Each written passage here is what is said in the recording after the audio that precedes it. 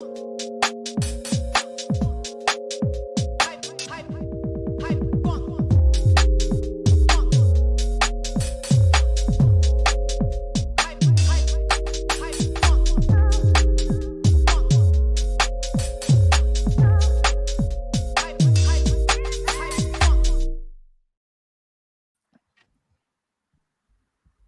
back to Never a Foul.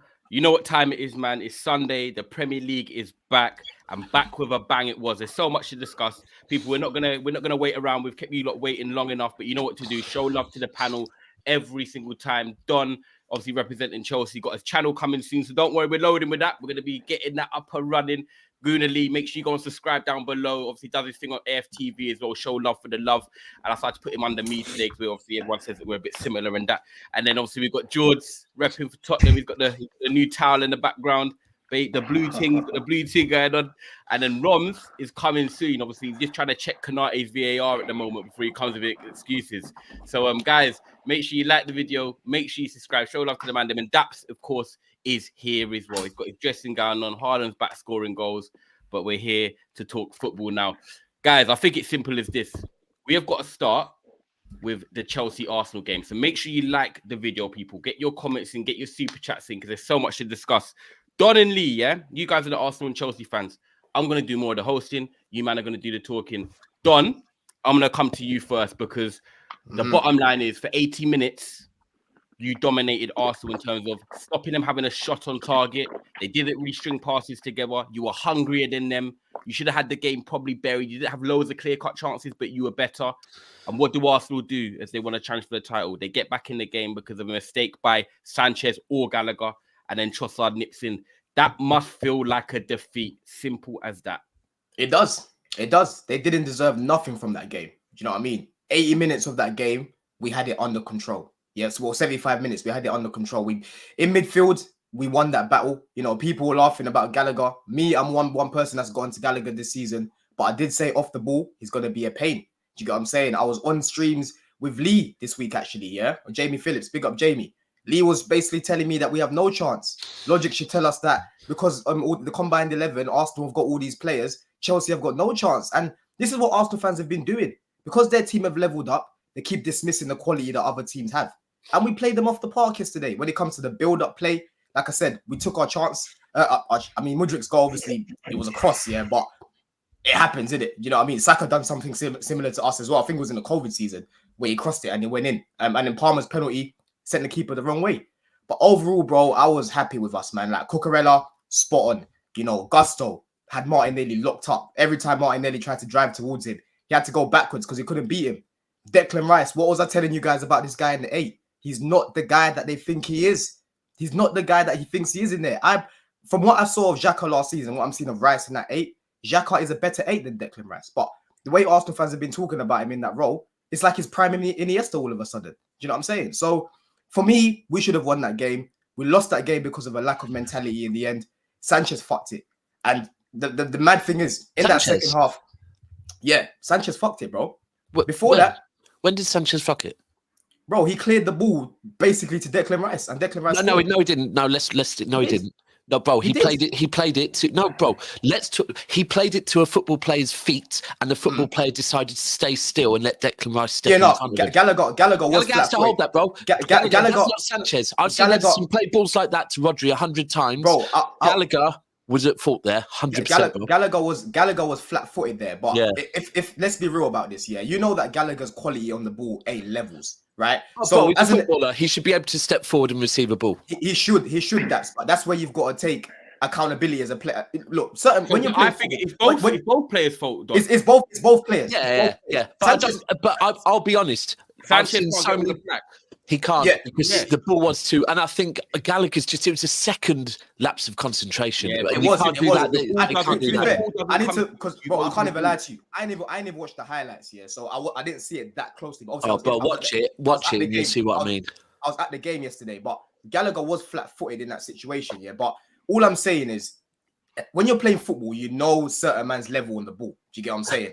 In that situation there, don't try and play it to Gallagher, bro. Like, try to do something else. You know, Maybe. I'm not taking away the blame from Gallagher, but we know on the ball he's not levels. That's the main problem. That's the main problem I've got with him. When you see it, yeah, you'll see like it's the way the ball is straight to his feet, and he almost steps backwards as in, right, I'm going to start running because I think I'm going to let him forget him. No, bro, you've got a man right on you. The ball. Yeah, exactly. In front of him and take the ball off him. And Rice, it was a great finish, bro. Because I was in the second half. Away from the keeper was very nice. In the second half, I was sitting behind Arsenal's team, right, and I saw the ball literally just go in. Sanchez didn't even get anywhere near it. So it's a shame, innit? Like, it's just a shame because I think the game plan worked. You know, we're pressing them off the park. We weren't letting them play their game. Defensively, we were spot on. Like I've been saying this season, our shape was spot on. You know, it's peak, man. I'm still rattled now because we should have won that game. We should have definitely won that game, man. But I think there's positives to take from this, you know, because we've got a hard run in. I think this is going to give the guys a lot of belief because I've been saying all season, even from the summer. Example now that with the way sometimes you play big teams, they'll because you've been dominating the ball. Let's be honest. When you played all these other teams, you've had about 60-70% of the ball. I think the highest possession team in the league. Now you're playing teams like Arsenal, which me and Rom said yesterday, they're going to try and get on the ball and do their thing. They couldn't. However, they're going to try to. Now you're going to play teams that are going to try. I can't lie, Ty. And get when the I ball. watched it, you guys said that they wasn't going to try. You said they was going to do it. I remember you and Rom's making it clear going, my bad. I thought Arsenal will have a much more. Bro, I thought Arsenal would dominate them. I remember you guys trying to cook some for that. I remember that yesterday because I was watching the bro. Even yesterday, bro. Everyone's trying to get away with it. But no. Do you know what, George? I think Arsenal will have more of the ball than they do. Chelsea nullified them, but the styles will make fights now. I feel like Chelsea might do better against these bigger sides because they're going to get more space to kind of do their thing. Because at the moment, they've been trying to dominate the ball. Arsenal didn't turn up yesterday. Look, let's be real. Arsenal and Odegaard, you could tell. No, Ty. We're not doing this narrative that Arsenal didn't turn up. Arsenal played the way they did because we made them play like that, bro. We weren't giving Odegaard no. We were good. That's the reason why. I've seen a few Arsenal fans come with this narrative, including Lee, that, Chelsea made us look like a championship side. Chelsea are dross and this, that. Bro, respect the quality that you're looking at right now. People are getting too carried away because of last season. Last season, bro, 85% of that team aren't here no more. They're not here no more, bro. It's a brand new team with a proper coach, a proper manager that knows what he's doing. He's giving these players clear instructions, right? Our team looks well drilled. If you look at us defensively, it's no surprise that we only conceded one more goal to Arsenal the other day. I'm saying, I was telling you guys that I know these guys are young, but they're young players with a lot of quality. Look at Caicedo and Enzo yesterday. Look at Caicedo and Enzo. Who got man of the match yesterday? Cole Palmer. Yeah, Cole Palmer. I came on this show when we signed him. Man were laughing at me. I said Cole Palmer is going to be serious for us. It's got a new name. New name. Yeah? It's cold. Cold. No, it's Cold Palmer. Cold Palmer, yeah? Cold It's always Palmer. been cold. Hey, Don, quickly, I'm seeing on Twitter, why do you call Midrick Misha? You call him Misha or Lisha or something, right? Why do you not give him a weird name? That's what they call him, innit? Even the players. He's not a gal though. You can't be calling him Misha. Like, what the hell? Mikhailo, sorry, I'm not Archie that. I've just seen your official Chelsea Twitter page and that Misha with the good goal and that. I'm like, bro, who's Misha? Call him by his name. Nah, bro, I don't know where it comes from, but it must, you know what, Don, before you land, let me just quickly.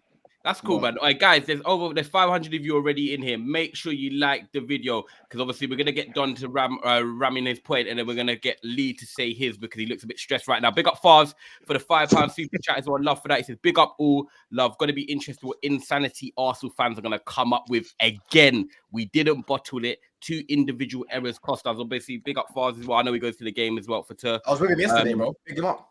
Oh, I love that. And then DJ says, Don, don't let anyone deflect or change narratives. Cocky Gooners gave us no chance. Rivals gave us no chance. We dominated them. Speak on Cole. Bro, I've spoken on Cole. We got man of the match. Everyone with their eyes can see what this guy has brought into this team. You know what I mean? We've got a real attacking threat now because of Cole Palmer. Do you know what I'm saying? What was I telling you guys about Saka? I don't give a shit if the guy got the assist. You said he's overrated, and yesterday he was poor. He was poor, bro. He was poor. Overall, Arsenal fans will say, oh, he got an assist. That's it. You know, he puts up goals and assists. What was his overall performance saying? What was I speaking about before the game, Ty? This is what Saka does. He plays poorly, gets a goal and an assist, and it starts screaming world class. Not for me. It reminds me of another player. Look at Ty Snyder. It reminds me of a certain other United player. But yeah, a certain star man over in yeah, George, a certain star man. I can't lie. Yeah. I was a bit annoyed that Poch decided to take off Palmer and Sterling. Those subs didn't really make sense. Like playing Reece James on the right, and then obviously bringing on Madueke on the left. I think maybe bring on Madueke for Sterling, but keep Palmer on because Palmer, the way he retains the ball, bro, is so important for us. Reece wasn't really trying to do that. And from deep as well. And from deep. Reece was trying to just go on his bike, and I'm looking at him like, brother, we're only winning 2-1. You have to get in that shape. Do you know what I'm trying to say? And he's only just come back. Arteta, he had made some good subs. To be fair, when Havertz came on, he looks good. Yeah. I'll be real with you lot. You know what I'm saying? He actually got the pre-assist for Saka's cross. And Saka's cross was spot on, bro. It was spot on. Very good goal. But overall, I wouldn't, if I was an Arsenal fan, I wouldn't walk away from this game thinking this is what champions do. I'm looking at this game like, yo, we got bopped off the park and we got away with one there. I'll be real with you lot. Do you know what I'm saying? So, listen, I was happy with the overall performance. I'm not happy with the result. Wait, Don. When you say bopped off the park, I wouldn't say you bopped them off the park, bro. I say the majority of the game. But I was saying to my boy I was with, the minute it went 2-1, I said Arsenal are going to win or draw this game because as much as you lot played well, I'll give you so much credit, bro. You nullified them. You didn't allow them to play their game. They had that siege mentality. Let's be honest. At 2-1, the minute Rice scores, they were all over you, bro. You can't say you were playing well in that. I mean, they were all over you, man. That's why I said 70, 75 minutes. That's why I said 70, 75 minutes. Fair. You know what? I slightly disagree when it went 2-1, yeah? When it went 2-1, I still think Arsenal weren't fully playing the way I would expect Arsenal to play when... They weren't. Like popping the ball around and pinning teams. They weren't pinning them back. And Don, I think with Arsenal, yesterday, they had a bad day, right? And that's not downplaying how good Chelsea were, but I think Arsenal had a bad day. And I think what epitomised that is when it went to 2-1, that they didn't look like the Arsenal that have got the bit between their teeth, looking to go and get a second. I hate to say it, bro. Like, you man just look knackered. Like, I think the performance, you know what's mad about this? Yeah, they were going on about we've got our front three back and tear. Bro, Jesus did nothing that game. He did absolutely nothing. I was watching Caicedo. Yeah, Caicedo was literally in that pocket, acting as an anchor, and every time the ball was they were trying to zip it to Jesus, he was just cleaning it up. Cleaning it up. And I was telling them, you're not coming up against Jorginho and Kovacic no more, bro. It's now Caicedo and Enzo. We've got a proper pivot. But again, because Arsenal are where they are now, and because we're Chelsea are where we are now, and we're 11th, we had no chance against them. So what I'm saying with Arsenal fans, bro, I haven't even checked the table. I'll be real with you. That wasn't a loaded question. Yeah, I haven't even checked the table right now. Yeah, but for me, how I look at it right now, we played Arsenal's strongest team minus Partey, but they still basically had their strongest team. We haven't even got our strongest team right now. Do you get what I'm saying? We've still got other guys like Nkuku to come back into this team. You still got Badia Shield to come into this team. You know what I'm saying? You've got so many other players we can fit into this team. Thiago Silva, Reece James to come into this team. But even then, I'm not missing him right now because Gusto locked up Martinelli. For me, he was man of the match. I know Cole got it, yeah, but for me, he was man of the match, bro. He fell asleep, though. He fell asleep for the second goal. I know he did, man. But Ty, in the whole game, bro, and seeing that in person, he was amazing, bro. He was good yesterday. Let's see, Rob. I'll let you land and then let's get Lee in because we want to hear how he thinks about Arsenal. Just to reply to that, but I hear you. At 2-1, Arsenal weren't playing how they normally play. I know Arteta got a lot of criticism yesterday due to not bringing certain players on and whatnot. But subs were spot on, and I feel like the reason why they changed the way they play was due to personnel. They started to bypass the midfield and try and go straight to Havertz because they realised, we don't have the caliber of player in the midfield. Exactly. Yeah. They don't have the caliber. So I think it's actually, again, the growth of Arteta. I think Arteta's starting to become even tactically smarter in the back end of games. But I'm going to take nothing away from Chelsea. I said to Don in person, I said to Don even when we weren't on Soccer Brunch, Arsenal will dominate you. Even when Don's trying to fight the corner in the car, I'm saying Arsenal will dominate you this game. And the fact they didn't, props to Chelsea, man. You have to give them there. And that's what I'm saying. When you come out of a big game and you're tuning up with 10 minutes ago and you draw the game, it does feel like a defeat. All my other Chelsea brethren as well still message me today, pissed off at the fact they didn't get the win. Do you know what I'm saying? So guys, there's 800 of you here. Can I quickly run up the likes, please? I don't know how many the likes are on. If you could let me know in the chat, that'd be appreciated. But guys, all you've got to do is smash a like on this video. If you're watching on your live chat, cross off your live chat and hit the thumbs up because we're giving you proper football talk today, rival talk, football talk, all of that as well. And we'll be back tonight. tonight as well with the evening panel show as we head our way to 20K. Also, all the new subscribers as well, thank you. I know we cleared over 1,000 new subscribers in like the last month, basically. So all the new ones on board as well, keep supporting the channel and subscribe to the man them below as well. Guna Lee, this is your time, man, because the truth is you can come on here and say, Ty, we're still undefeated, which you are, and I respect it. Like, you are undefeated, but for me, sometimes there's undefeated and there's like good undefeated. You've had a few like weird results this year where you've won games, but you've still not been great. Yesterday, you played Chelsea, 80 minutes. We said it. You haven't been great. Martinelli, obviously, he's just come back from injury. I'm going to give him a bypass, but I've been on to Odegaard in big games. I've always said when it gets rough and tough, sometimes he's not there. Saka, is he managing this injury? But yesterday, he was locked up as well by Cucurella. But obviously, the Arsenal team in general, bro, you've got a draw. And it should have been a loss. Are you happy with that, or have you got questions about Arteta or these players? Because we're only 9 games in. I mean, all I got to say is Chelsea should win the league. That's literally just what I heard. That's all I heard. I don't need to say anything more. That's it. I think I'll just leave it there. You know, like Odegaard, he's not good enough apparently now. Saka's, Nah, you know, bro, he's come on, overrated. be protected. Why It is, are man. you doing this deflection thing? Yeah, why? This is what they Honestly, do. you're better than this. This is what they As do, I bro. said, Better than They this. can't handle the truth. They can't handle the You truth. know what? I speak about You lot Casper. spoke I for speak 40 about minutes, Casper so all the you time. lot do your thing, man. Hold on, guys. Yeah? Listen, he's Do your only thing, bro. responding. Hold on, he's Bro, only exactly. responding to what he just heard. I literally, No one else listen, is gonna win I the league. didn't say a word for 14 minutes. I let everyone have their say, everyone talk, because I knew this was what was going on. So, you lot do your thing, man. Man was huffing All I and heard puffing was the whole time, bro. all I You literally lot just heard was played into his hands. No, Lee, please say more. Lee. Chelsea win the league. You know, well done. You won the game yesterday. Well done. It was fantastic that you did that. And listen, I can talk about my team all I like. I can talk about my manager all I like. But ultimately, you didn't win the game, innit? Like, well done for that. Now, I'm not going to sit here and talk about anything else other than my team. Now, Yeah, I want to the hear thing that. that I don't like is when people don't like, the only thing I don't like is when people do this hyperbolic chime chambers where Saka got locked up, so he's shit. Odegaard had a bad game, so he's shit. Martinelli got locked up, so he's not good enough. This is just ridiculous. And then Saka gets compared to people like bloody Rashford. I just find it like this is where I just zone out. Like I like, you know what, you lot talk for 14 minutes, do your thing. You can clearly see every single person in this. You can see Saka isn't fit.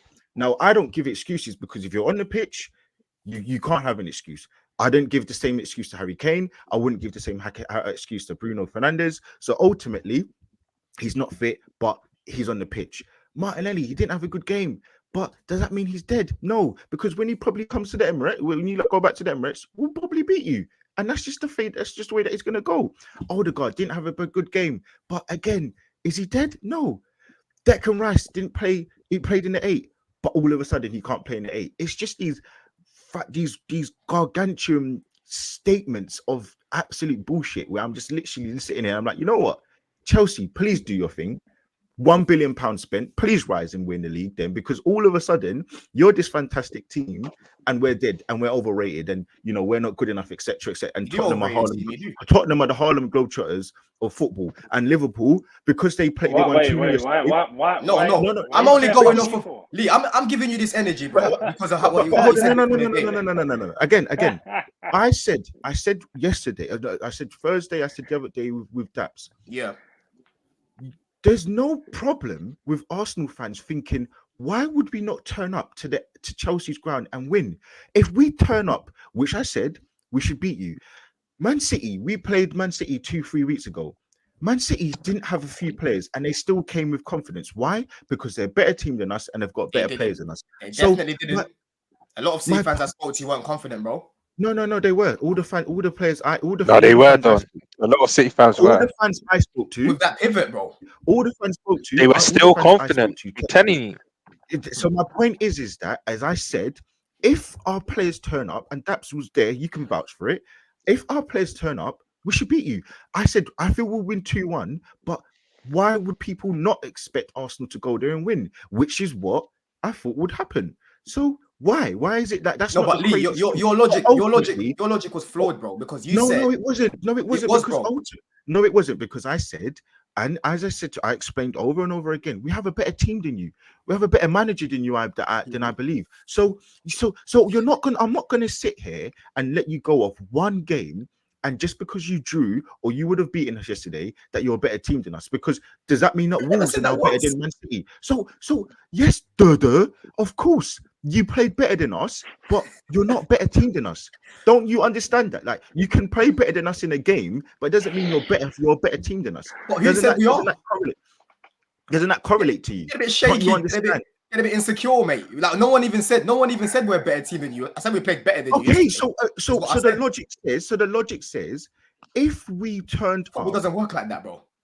Of course it doesn't. That's why I said you can't blame Arsenal fans. So tomorrow, Spurs are playing Fulham. If Spurs go, you must, George. You must. If they turn up, they'll beat them. It's just a fact, because why? They're a better team than us. No matter if they've got Paulinho, who's probably, better than their midfielder, one of their midfielders or two of their midfielders. It's clear logic. The logic says that if we turn up, we will beat you.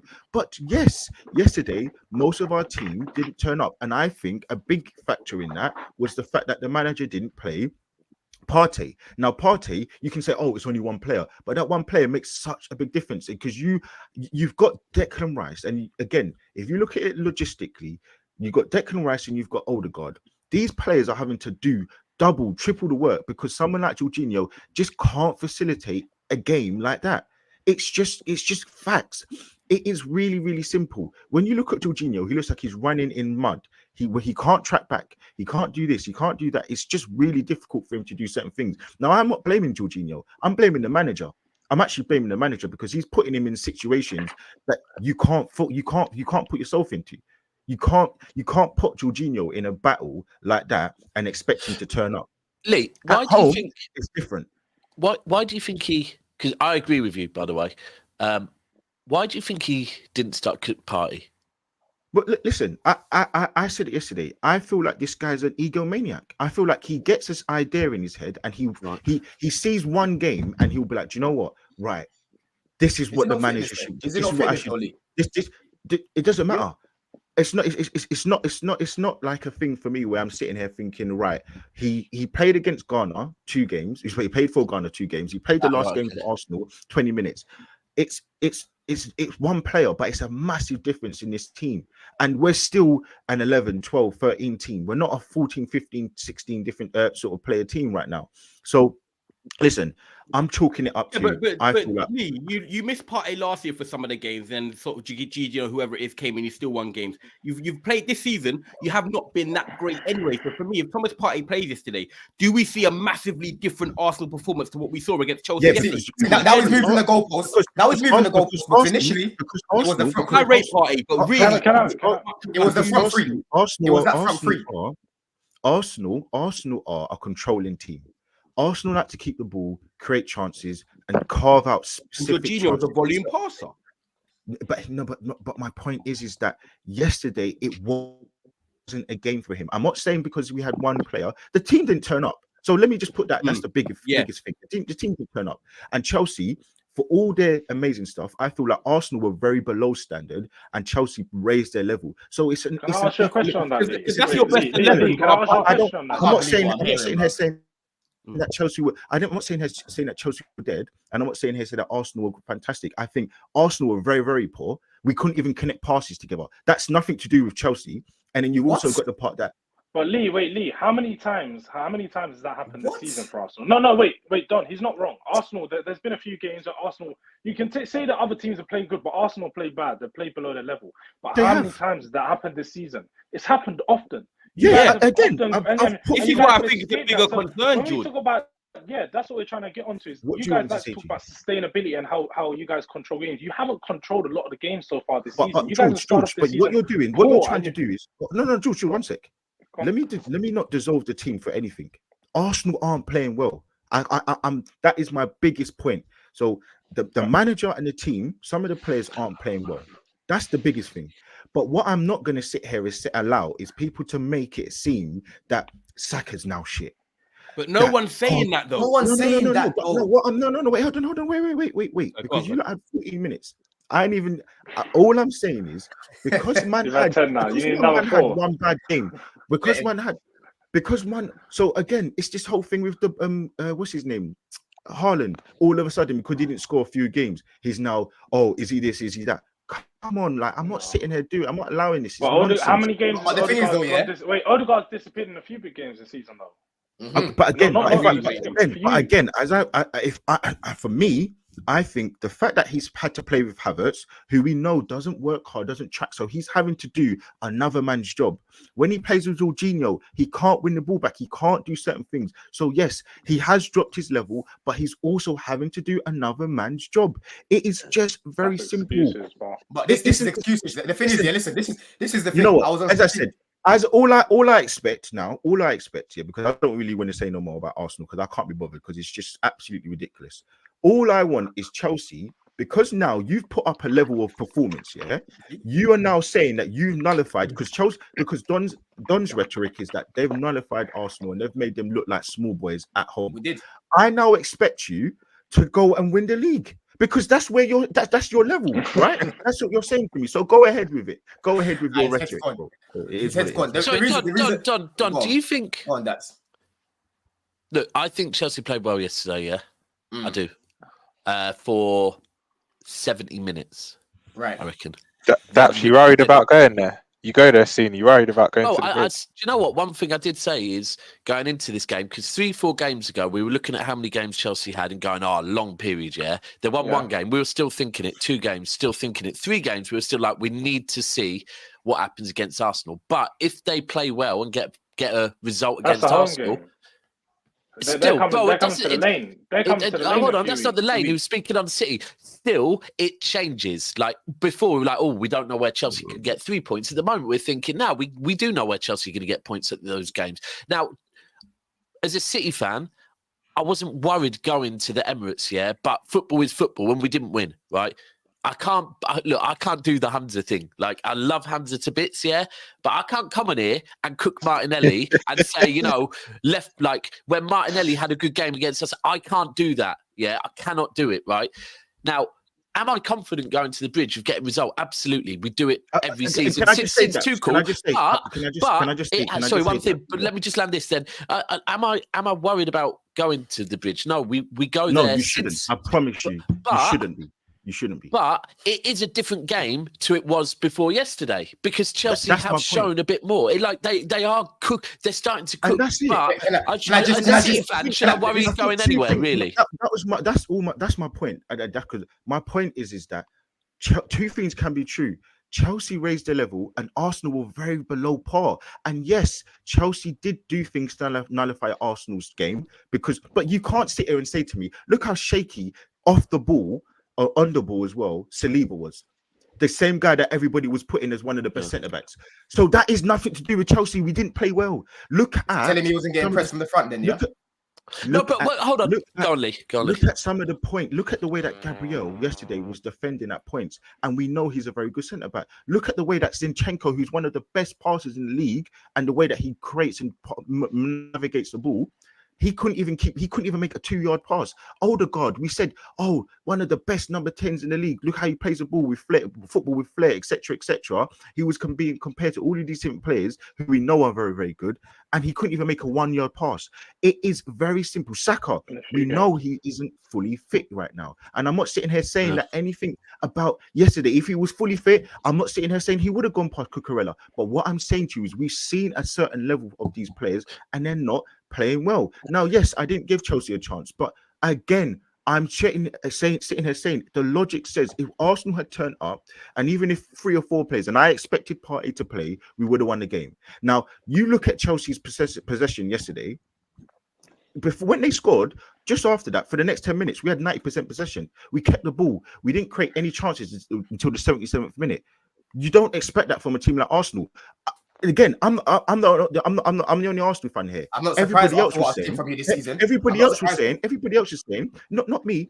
Everybody else is saying that they're going to make it, or we're going to make chances. So it's not just me. I can't be the only one that's crazy and deluded. That's what I'm saying. You're a deluded bunch. You are a deluded bunch. So Rums is deluded as well, right? Rums is deluded. No. Listen, because Rums is saying the same thing. Use that. I can't lie. I was saying to you on the soccer branch that Arsenal would make way more chances than Chelsea. Yeah. So that's deluded. Don, I was gonna. Go on. I was gonna I was going to ask you before, yeah, like, and where I was going was saying, look, I think Chelsea played well for 70 minutes, yeah, but is it fair to say, I do get what Lee is saying, yeah, and I think, listen, Chelsea are a team in transition, like the definition of transition, new board, new owner, new manager, new players, yeah. And it's going to take a while. And yesterday was another good sign that as fans, like, yeah, things are starting to turn around now. But is it not fair to say that I do get what Lee is saying? There was something off with Arsenal yesterday. Like sometimes, or you say no, Chelsea was just that damn good. No. This is what people aren't going to do, right? Yeah, because I've been on streams every single week, every other day, every day or whatever. I've been speaking about Arsenal this season, bro. I said their best performance came up against a Bournemouth team that everyone should be battering. I haven't been convinced by Arsenal this year, right? All right, I've spoken about. Wait, let me land. That's answering my question, though. I don't know if that's answering my question. Because I'm gonna go back to the question because you're saying that. Are you like? Would you say that Arsenal below par? But what I'm saying is Arsenal have been below par all season, bro. Do you get what I'm saying? Arsenal have been below par all season, right? But still winning games. But still drawing a few. Yes, okay. But at the end of the day, they've been getting results. But I don't ignore performances. Same way with Saka, he's been getting goals and assists. But I don't ignore performances. It's the same way I don't ignore performances overall, right? Yeah. I've been speaking about these guys individually. I've said Odegaard this season has been average. Okay, keeps shooting outside the box. He's not creating anything. He's only created 2 big chances, the same as Reece James in the whole year. And Reece James has only played what? But when I said that, Jude, my man only played 1 game. I've spoken about Saka. I spoke about Saka. I said over 90 minutes. He hasn't been the Saka I was seeing last season. He doesn't look on it. I said about Martinelli. I said before the injury, he was poor. The only game he turned up against. I get it. Now revert back to the question. So what I'm saying is, yeah, I've spoken about Arsenal this season and how they haven't been playing the way they were last year. And like I said, individually, players that were turning up last year have not been playing at that level. And like I said to Lee the other day, because Lee was like, "Oh, logic tells me that." Still not answering my question, though. I'm not lying. Brother, it's crazy, you know. I am answering your question. I'm just answering your question. You know, you haven't. Yes, I have. All right, so let me ask you the question. I'm not surprised by. Let me ask you the question. Let me. That's not the answer to the question at all. But let me ask you the question. Do you think yesterday it was so let me put it to what you're saying, and then you can maybe. Do you think that was usual? What you're saying is that was usual to Arsenal this season, or do you think that was below par to even their average performances they've had this season? Bro, listen, I can't ignore the fact that we were pressing them off the park, right? We weren't letting them. Lee's saying about Zinchenko making misplaced passes. Done. Yeah? No one's taking away the credit. I'm not, bro. You lot good, man.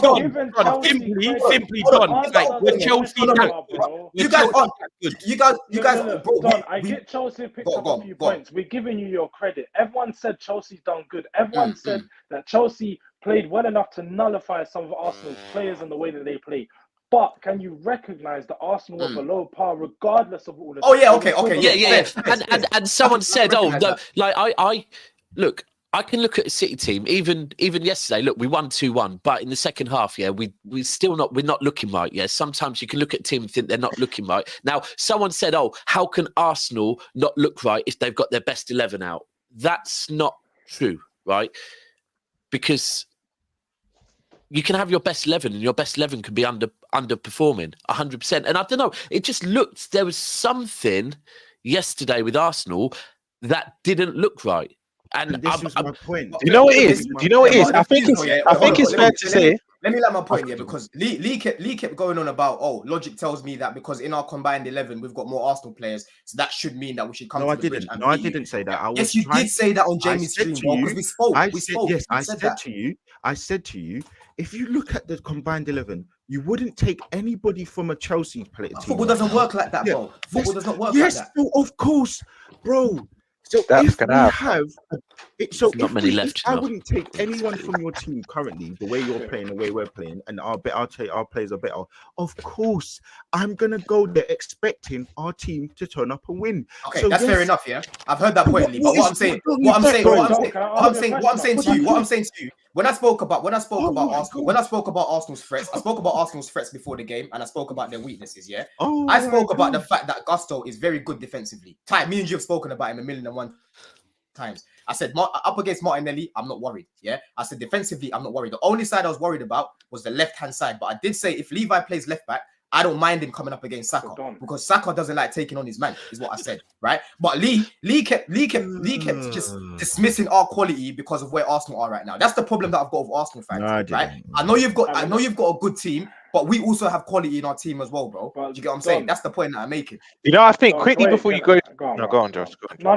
Mine's quick. I think, yeah, you know, whenever you play a team that's as good as you, or maybe similar level, I feel like whenever you take a good result from a game, I feel like naturally as fans, we never really want to say the other team are up for it. We just want to be like, no, we're the reason why we made them like that. I think it's from a pride point of view, because I know if Liverpool play a team, right, and I know the team's quality like a City or an Arsenal, but I feel we've been a better team and we got a result, I'm never really going to say they weren't up for it. I'm more going to say from a pride point of view, even if I feel they weren't up for it, I won't say it. I'll be like, no, we're the reason why they weren't up for it. I'm going to give my team the credit. So I think it's a bit of both, because I think both can be right at the same time. I think Greenerly's right. Arsenal weren't the same Arsenal, but then Chelsea didn't allow them to be. I actually think both Don and Greenerly are both right in this. Like, I think two could be right at the same time. Surprised by this though. You see my team though, yeah? That they've been going on about this year. Why are people surprised? I feel like I'm living in a different world to you lot, because I'm not surprised by this performance from Arsenal, because I've watched every single one of their games and they haven't been the team that they think they are. They're not. I can't say it any other way, bro. Like, two things can be true, bro. Like, in an argument with your girl, when you get through to that point, well, I don't know if you do, whatever it is, I'm sure you do have arguments with your girl. You can be right about something and she can be right about something, and you just level it off. We ain't allowed to be right, bro. Bro, there you go. And I learned that. We never are. Let me ask Don a question. It isn't that difficult to understand you. You're sitting here like pretty much like doing all of this. No one's giving us our credit. No one's giving us. No. You man have given us credit, bro. Let him land. So now that you've got, look, we all spoke about this big running you got. What's your next couple of games? You got. Thank you. So George, thank you. Because now you've got. Thank you. Now they've set the bar. Now they've set the bar, isn't it? You've set the bar. You've gone to Arsenal, which is, let's just say, the second best team in the league off the back of last season, regardless of what. So they are the second best team in the league. So you've gone to the second best teams come to you guys. You played them off the park. You played better. You set the standard now. You need to go and beat Brighton. You need to go and beat Brentford. You need to come to Tottenham, and we're not the second best team in the league. Come to our ground and play us off the park. Let's see how you're going to play against us. You've got City at home. Play them off the park. That is the level you've set now, and I expect you, as a fan now, the way that you've been talking, to carry that standard into the games and not exactly that, because you're talking this chat, because you're chatting the way you're chatting like, yeah, you did all of this amazing stuff because you played so much better than Arsenal, and Arsenal played at their base level, their normal level, and you just made them look dead.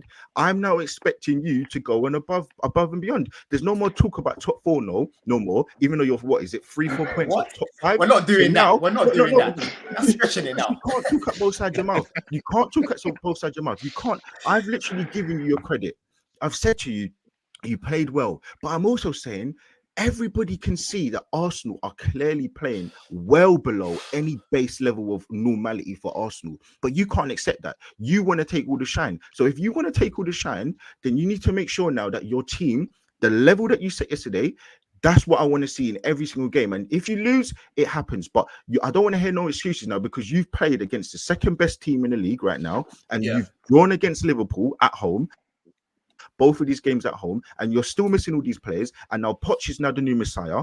And after first, when you were doubting him, talking about Chilwell's this and Chilwell's that, and Conor Gallagher's this and that. So now I don't want to hear any more excuses, because you have nothing to defend against. All I want to see is you now pushing, because you've got one game a week, literally one game a week. You need to be going through in the Carabao Cup because you've got one game a week. There's no more excuses. There's nothing for you to get away. You've spent the money. It is what it is. I've said that Arsenal was shit, as well as you played well. Let's even give you 60-40. You played better than we were crap. Whatever. I'm still giving you all the credence to say, you know what, Chelsea turned up and we didn't. But you don't want to accept that. You want to have this, it's all Arsenal. We just got paid off the park, and that's what it is. So if that's the case, right. No, I agree with you. Because you can't have both sides. You can't talk up both sides of your mouth. I don't think that Chelsea kept the ball well. I don't think that I really don't think Conor Gallagher was amazing on the ball. I don't think wasn't. that some of your defenders were as amazing as what they were. I think if they had a better challenge, I think that a normal Brighton team would have given you a better game. I think Spurs probably at this current moment in time. I think Liverpool would give you a better game. I think all of these teams will give you a better game. And we're going to see, because you've got some difficult games. I think Newcastle will give you a better game because Arsenal aren't the barometer. It isn't amazing because you played well against Arsenal that you're this amazing, fantastic team. Because I'll be honest, I think when Man City come to you, they're going to slap you because they are a better functioning team right now. But it is what it is. I can't say anything more. I haven't lost my head. I'm just now going off what you're saying, and you're going off this whole rhetoric that you played so well that, you know, Arsenal were rattled and we couldn't do this and we couldn't do that. Zinchenko, the guy that you know, Odegaard, the guy that you know, Saka, he's overrated. Come on, man. This isn't football chat, bro. I'm gonna run some of the super chats and I'm gonna let Don come back to that. And then what I want to do before we move on is just ask a couple more questions to round up the Chelsea Arsenal talk. Guys, there's 1,300 of you in here. So obviously you're enjoying the show right now. Please make sure you smash the like button. Please make sure you subscribe if you're new as well. The like button does help us reach new audiences around the world. So obviously a show like this is great if it can help us do that. And someone's got a bird in the background in their yard. Say, someone's got bare birds in their yard. I've heard two different songs as well. Block that Derek guy because, bro, like if I find IP addresses, it's on site for you straight away. I promise you, bro. So someone block him, please. Like it is what it is. Like who's this? What's going on, Lee? I don't know, Derek something. Like it is what it is. Oh, look, I'll block it in a second. Hey, mods, if you want to go through the super chats, please block this guy. Who Goonley's calling out. Big up for Goonley for saying that. Martin Knight. Don't be mentioning my mom. Don't be mentioning nothing like that. Like, bro, I'm not playing games. Yeah, none of that. Not on this channel, man. None of that. 'Cause you wouldn't do it to man's face either. So please don't be trying to do that. And you really wouldn't. I promise you, you really wouldn't. Martin Knightsbridge says Arsenal fans will always be deluded. Big up Martin for the super chat. Stefano says big up Lee, most entertaining Arsenal fan going. Big up for the positive words, love that. Another one from Giancesco Club de Football says football and injuries to key players is the reason why we've not been playing well all this season. Saka, Partey, Martinelli, Jesus haven't been fit and still aren't. And then someone says, Don, get some sleep. Don, I did want to ask you myself, because to be fair, he kind of went into it perfectly. You've got Brentford at home next week, early kickoff. You've got Tottenham, a Monday night game, by the way, at the Lane. And then you've got City after that and Newcastle. They're your next 4 league games. So now that performance, you come in, obviously, you've got a lot of props for it. But the other side of it is, I want to put a negative on Chelsea, is that you're 2-0 up at home and no one's even questioning your mentality. You still had Thiago Silva on the pitch, he's 39 years of age. So at the end of the day, what are your thoughts going into these next big games? And talk to me about the mentality of the last 10 minutes, because the truth is, yes, you should have won, but if any of our teams had dropped points at home in the last 10 minutes, 2-0 up, we're cussing, bro. Yeah. So listen, actually, Ty, maybe not your team. It'll be the norm.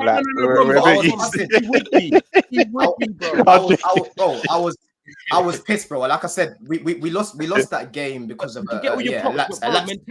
Bro, that's what I said at the beginning, bro. I've said it. I said we lost that game because of lapse of concentration and the mentality wasn't there. Like I said, I was watching Sanchez when that first goal went in, and the guy's legs were looking like jelly, bro. The Arsenal fans were behind him as well. You know what I'm saying? The whole team. You said about your mentality, not to cut off, but I know you said about your mentality in this game, and you know it cost you. But that mentality of causing that draw now. How does that lead going into the games? I'm telling you, you've got Brentford at home, which yes, you should win. But like you said, you've got Newcastle, City, and Tottenham after that. What are your thoughts? They need to pick themselves up. They need to pick themselves up and take a lot more of the positives than the negatives. Do you know what I'm saying? I know there's quite a lot of positives to take from this game, man.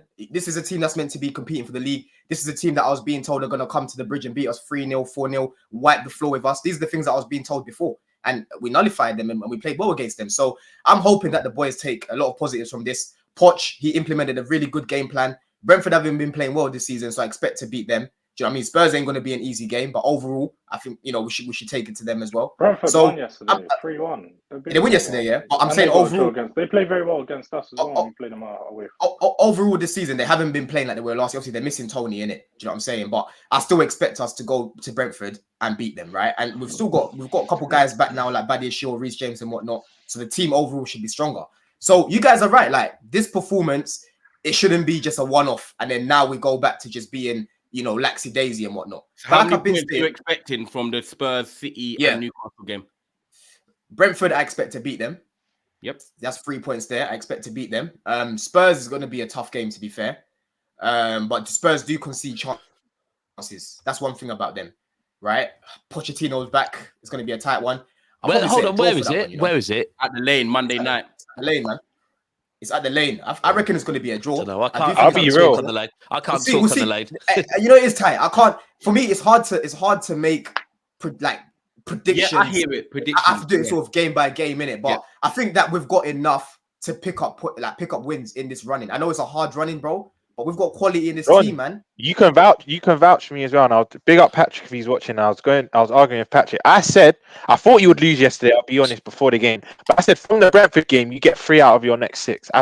You get 4 wins out of your next 7. I've been saying that. They're coming to the lane again. No, but George, you didn't listen to the context. You didn't listen to the context. I said you lot will be all over them. I reckon you lot will be dominating the game, but I just think Chelsea will have a smash and grab against you. I can see it. And let's be honest, George. Other than last year, Chelsea normally come to the lane and win. Like, if we're being honest, other than last season.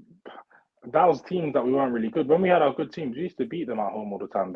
Away from home, they used to give us problems. But I remember a game at Wembley when Son was running rings around Alonso. I remember that game. When we had our good teams, with Jose Mourinho and so on. No, but we'll talk about that game when we get closer. I'm looking forward to it. Okay, and I hear what Don's saying. To be fair, it is hard to do predictions. Before we do move on to Liverpool and obviously VAR, I don't mind who wants to go first out of George and Roms, and I'll let Daps have the final say on it, obviously, as a rival fan. But with like Lee saying, you know, at the end of the day, Arsenal is still unbeaten. I saw Lee's tweet about unbeaten run, and obviously it don't look as good as what it is because the performances haven't been great. No, it's still fake. Yeah, it is. Yeah, To be fair, go on. And I do agree with what Lee's saying, but at the end of the day, like Lee said, like they still didn't play great yesterday, but they got a draw. They've drawn some games this year, but they've won other games, and they're still basically competing for the top of the table. So while Arsenal not clicking, they've maintained sort of their position, competing for what they're meant to be in. That's the facts. But we can all say they're not playing great. However, Roms and Jaws, I'll go to you first, Roms. Do you think that Arsenal really do need to start clicking into gear, or do you think this is a thing that they can keep going by till Christmas, just scraping these little wins, or not, you know, going through and not playing great? Do you think it does need to change? Like, how long can sort of we're not playing great at the moment, we know we're not playing great at the moment, go on for? No, I think it needs to change as soon as possible, because I'm not going to lie, and I can vouch. Lee's been saying all season Arsenal ain't been playing well. I stream with him often, but the only silver lining in this tie is that they're not playing well and getting results. So this evidence suggests that they've basically not come out of first and second gear yet. When they do, there is room for improvement. But I think Arteta needs to speeden up that process by changing different personnel, because let's be honest, Arsenal want to see that 11. When I say that 11, Daps has said it many times, yourself said it many times. They want to see Odegaard, Rice and Partey.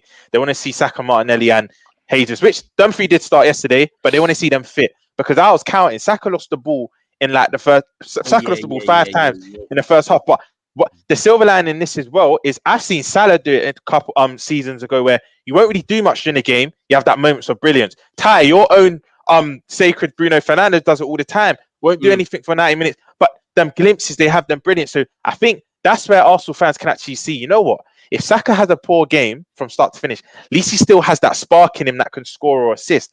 But in terms of Arsenal, and before anyone says I'm comparing Saka to Salah, I'm not. I'm just saying it's good sometimes for them players that can just pull something out of nothing.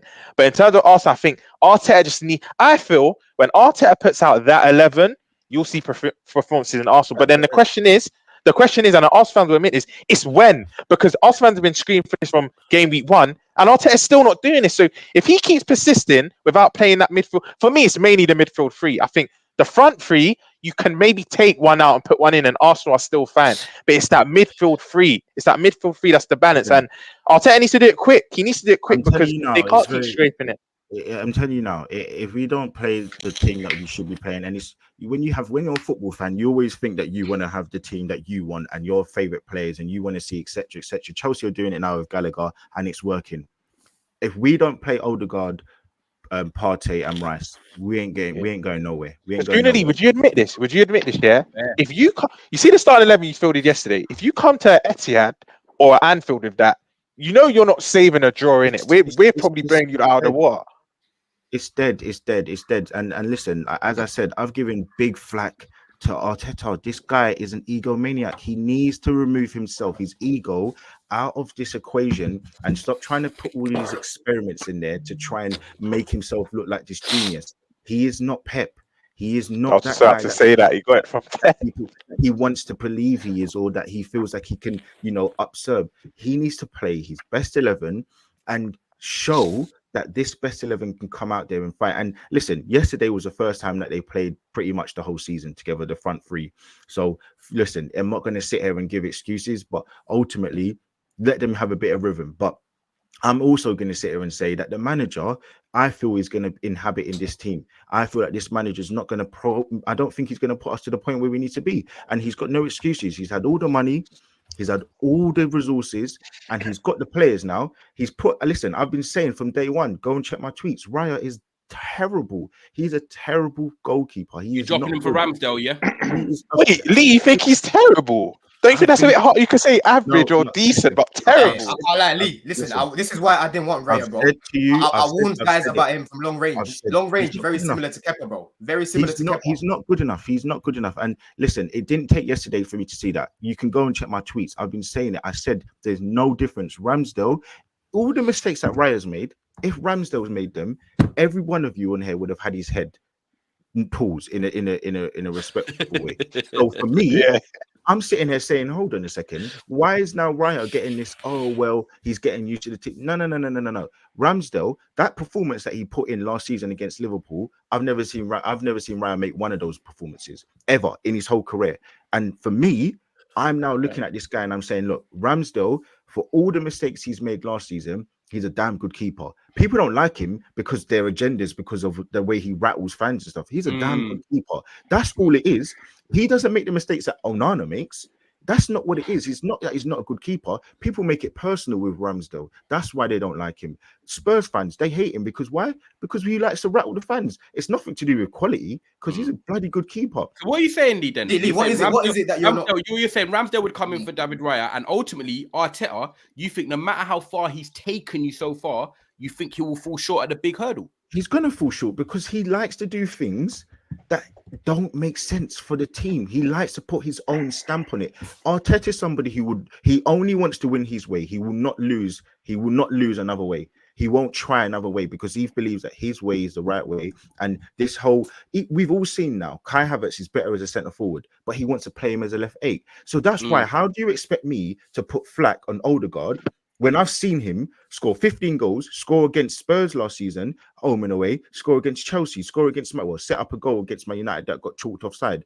It's got a 2 assists or whatever it was against Liverpool. How do you now expect me to put the flack on him when all I've seen last season is when there's a functioning team, him ball out with Partey and last Xhaka? Season, a lot of those players were overperforming, and a lot of us warned you out of this. Like a lot of those players were performing out of their skin. They were having their best seasons. You think that they're overperforming? I think that they showed that their level, their quality. So again, because then that means that you're going off Saka's overperforming last season. He's a damn good player. I'm not saying about. Have you been impressed with his performances this ridiculous. year? I'm not sitting here going off this but then the way that I'm going to look at it is that those players have shown at times against Saka at the end of last season was poor. And you say, okay, so then George, let me stop you here. George, let me stop you here. Then that means I don't want to hear nothing about Maddison because over and over again, all I've seen him. Nothing about Maddison. Let's see Maddison in Tottenham. No. Wait, hold on. Maddison has been the best. If you're going off that rhetoric, so far this season, wait, George. If you're going off that rhetoric that last season it was overperforming, then I don't want to hear nothing about Maddison because I've seen him season in, season out go missing for months. So now I don't want to hear nothing. In a Leicester team, we'll see if he does that. Football. We'll judge him. Football. We'll judge him and see if he does that. Okay, so judging for Arsenal. What have you seen? The majority. To be fair, Leicester won a league, bro. Leicester won a league in recent years. He wasn't playing for the team that won the league. I'm just saying. You can't. And you won the FA Cup. I can't. And the FA Cup. Yeah, you're right. And it's my team. George, all I'm saying, and a community show. George, all I'm saying to you is, I'm not going to let you sit here and pretend that Arsenal and these players aren't good players because they are. Yes, I never said that. Just okay. You know the perfect example, Romero. I'm not going to let you sit here and rate him because you're going off 8 games. So, and for the majority of his games because he's been class. Hold on, George. For the majority of his Spurs career, would you agree that he's been shit? No. No, he has. He has for the No, he majority of his. hasn't. No. You for the asked majority me a of. question, and I disagree. Okay. He's been very good. I believe for the He's had to majority of. wait. You guys love to talk about when players have to play next to someone. You talk about how Odegaard has to Exactly. play So next you're to proving Havertz. my point. He's had George, to. No. George. Let me land my point. George, let me land my point. George, you're proving my point. You're proving my point. What I'm trying to say to you is when we have a functioning team, who I believe the players that you believe. So your example is Romero. My example is Odegaard. When we have a functioning team with the players that should be playing next to each other, or in that 3 or 2 or whatever it is, playing with each other, I think we're going to see the best version of Odegaard. The same way how you kept screaming last season that you're not going to put Romero down because why? Because he's playing with Dyer, or he's playing with Davies, etc., etc. Why don't you give those? Why don't you put that same context? Why don't you say the same Havertz that you think is crap is now affecting Odegaard? Why don't you put the same context and say, well, hold on, Jorginho's the difference. Okay, so let me tell you where the difference is. Wait, also, can I add my context then? Because your manager brought Havertz to play in that system. Yes, no, but talk about the player. Talk about the player. Let me. I've just let you land. Can I land? Your manager brought Havertz in to play that position and said he's going to be my man to play next to Odegaard. All of our managers have been forced to use Dyer next to all of our defenders, and now you see Romero. They could have sold him. A top class defender in Van de Ven. There's different levels. There's class. I want you to talk about George. I want you to talk about the player. I don't want you to talk about George. I don't want you to talk about the manager. And I want you to talk about the player. So I'm asking you to give the same context, because if this season, if this season you bought another centre back that wasn't Van de Ven and wasn't still up to the level that could make Romero look better, you would still say, well, it's because he's not playing with X, Y, and Z. That's not right. I still feel like Romero was performing to the level, but with or without these bad players next to him, he still looked like a top class defender next to him. How have we gone back to talking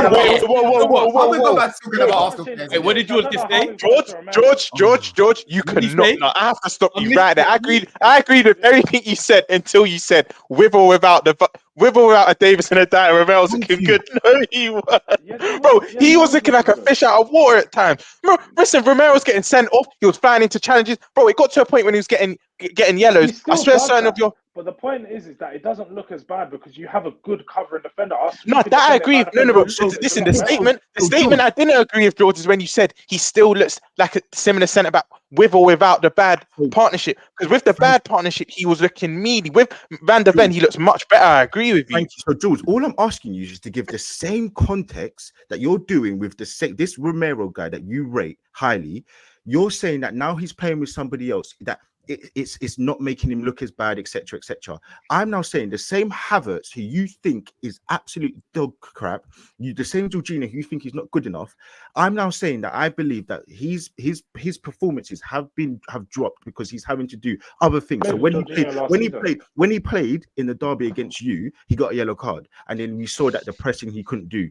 But that would have normally been Xhaka that does it. Do you see my point? So I'm asking you to give the same context that you give for Romero to give to now Odegaard, because we can clearly see that he's a quality player, but I believe he's been affected by other players around him. Yes, his levels dropped. Again, I'll give you that 100%. I'm not going to sit here and be shameless, but I'm also saying to you, give the same context that you're giving to your players to everyone else, because that makes you a football person rather than being biased. That's what he does. There we go. Guys, I'm going to get through some super chats and we're going to go into Liverpool now because we've got to move on. We've done 55 minutes. MP Lee.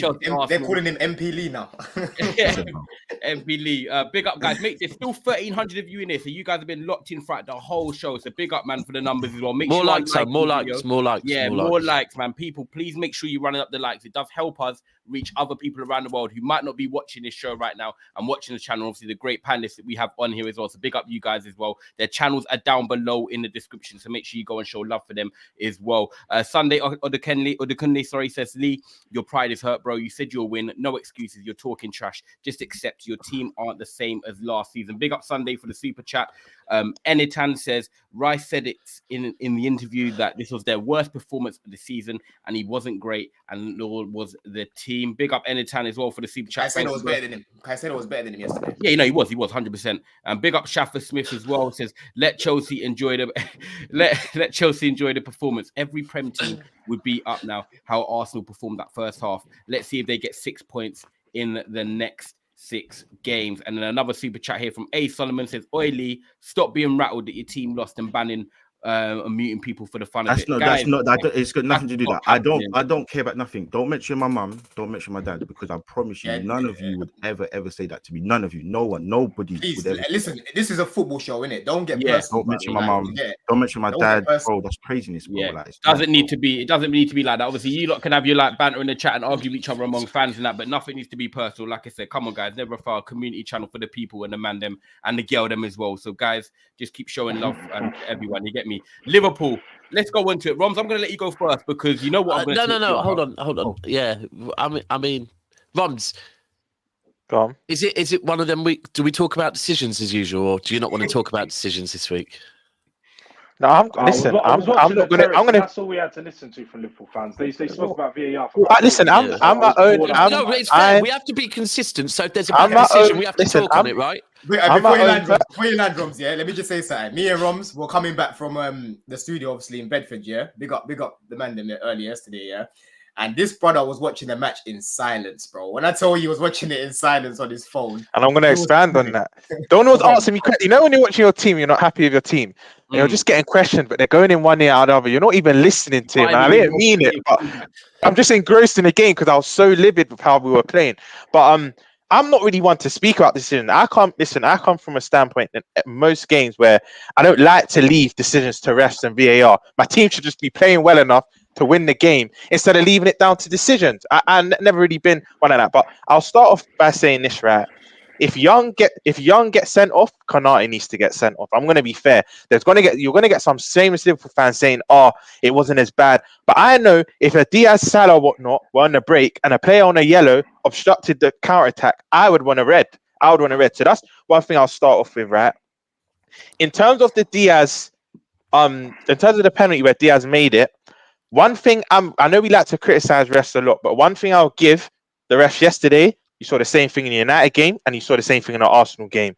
All 3 decisions, if one's given, the rest have to be given to show that consistency. And I'm not just saying it's going to be fan. I do think it was a penalty because, as much, and I was saying this to Don in the car, as much as close proximity, his hand was near his body, it was still outstretched. Do you know what I mean? It was still outstretched. So for me, it was a penalty. But I'm going to start off by saying that Konate should have been off. And I even said to Don, I'm going to be so honest. If it's 11v11 or if Konate gets sent off before we score, I think that ends 0-0. We just had the ball, but we weren't productive with it. I said to Don, look, we have the ball, but we're not doing nothing with it. We weren't creating clear-cut chances. Buzzword, that's Don's phrase, clear-cut chances. But we weren't creating clear-cut chances. And for me, it was not a good performance. Yes, some fans say we dominated the ball, had the ball in that, but we all know. I think Jose Mourinho said it. You can control a game without having the ball. The way that set out, and I knew he would set out to play this, he implemented the game plan excellently. But the minute we had a penalty, I said to Don, we should win this comfortably now by 2 or 3 goals. And even then, we were struggling to break them down. One player I need to big up though is Harvey Elliott, because you know I've mentioned this many times. I'm not really his biggest fan, but he came on and gave us a new lease of life. He injected, that when he starts games, he's not the same. But when they come off the bench, like your Garnacho, he's like your Garnacho. You start the game, they're not that impactful. You bring them on, they're very impactful. Because I know some Liverpool fans are saying they still think we would have won the game. I do hear you lot, but for me, it was just that we were dominating the ball. We would, because we're the better team. We had the ball, but I don't think we were big on Allier, but we were peppering them in terms of possession. I don't think we were creating that much chances. We were shooting from distance a lot of the time. Salah was shooting from distance. Harvey Elliott, we weren't the Liverpool we know. So I do feel if Young stays on, that probably ends up in 0-0. I wasn't that impressed. However, we are all going to do this if our team won. I'm happy we got the 3 points because they were much needed 3 points. Now you look at the table. City and Arsenal only a point above. I know Spurs are still yet to play, but we're still within touching distance. We're still in touching distance. But Yeah, and Salah doing Salah things. Look, for me, he didn't have the greatest game. He didn't have a poor game, but he leaves Guys with are 2 real. goals. He leaves with 2 goals. And big up Nunes, because I've been saying Darwin should have started. I know he had cramp, but start the game and then bring him off potentially, and then bring on a Jota who only needs that one chance. You saw the minute Darwin came on, we started stretching. I said to Don, within the first 3 minutes he came on, he cut in, he got a shot off. And I said, look, you see how we're opening up already? I don't know if you know this, yeah, but I love little stats like this. Darwin Nunes, I believe, 11 assists for Liverpool in his whole time here. Every assist has been for Mo Salah. Them two know what they're doing, you know. Did you know that? And this is big up Monts. This is where me and Monts that we come together at pause, because Salah's more his guy. Nunes is more my guy. We're always kind of battling, but both of them, that partnership right now, it's one of the most dangerous in the league. Let's be honest. Nunes and Salah are some of the one of the most devastating partnerships. I do think he came on. I was going to say, I think it's far-fetched to say that Liverpool didn't play well, though. I think it's a bit crazy. Like, I feel like. No, but Lee, by our standards, because Lee, it's easy. Sorry to cut you, Josh. It's easy to dominate the ball and pop it around Everton, because they're Everton. Let's be honest, they're not really going to cause too much of a threat to us. But as in causing, listen, if you've seen our past games, we create clear chances. We have more shots on target. I think we only had about two shots on target by like the 80th minute or something. Kept picking the wrong pass. Exactly. So Lee, I hear you. We weren't poor, but by our standards, I think we were poor. Do you know what I mean? I'm not saying we were poor overall. When you talk about in the final third, you guys didn't really open them up much. Like, they were very defensively resolute. And George, if you lot turn up, if you're Everton yesterday, I think you lot. Them chances Everton had on the break, you look capitalizing them, or another top 6 side capitalizing. I don't think that would have. I don't think Liverpool would have played a way where they would have allowed that. And I think, listen, sometimes again, Liverpool just drop the level because they know who they're playing against. They're playing against Everton. True. And let's be fair, Dominic Calvert-Lewin is absolutely. Listen, I don't know what the difference between Dominic Calvert-Lewin and that Jackson from. They're both horrible. They remind me of Shamak and Sonogo. They are horrible footballers. So for me, listen, I just think genuinely Liverpool, it was the first game back, early kickoff. People are going to say, oh, yeah, moaning, whatever. But big up Asian Pot. It's a thing, like, it happens. And, you know, logic says, for me, that I just think that they looked at the game, they looked at it and they thought, you know what, it's down to 10 men. And it is difficult. It's difficult to take those opportunities sometimes. They created a couple of chances in the first half. They could have been 2-3-0 up. You know, I think it was a chance from Trent where he flashed it across the box. And then no one's there. Salah should have had a chance as well. I think it was offside. But listen, man, I think Liverpool, they may have not dominated in terms of shots on target. Szoboszlai had a shot from like far range. Trent had a shot from far range. I think that was a good performance. I think it wasn't, you know, what people expected, because, you know, they expected 3-4 nils. But yeah, I feel like derby, though, isn't it? It's a derby. Yeah, you know what it is. Do you know what it is? Big up Samuel in the chat. He's spot on. That's what it is for me. I think our defense and our midfield was actually good. It was our attack. I've seen us more potent than that. I've seen us more potent. And big up, because people are saying mention Gravenberch here. Gravenberch, he was excellent. Don, what was I doing in the car when 11 got announced? What was my reaction when I saw Gravenberch starting? I was gassed, because I was fist pumping, because I've been saying Gravenberch needs to start. For me, I think he got taken off early because I think Klopp's still warming him into the team. I don't think he wants to give him a full 90 just yet. He'll probably have a full 90 during the week. But Gravenberch, for me, our midfield 3, and I know McAllister, again, a lot of our fan base aren't happy with him.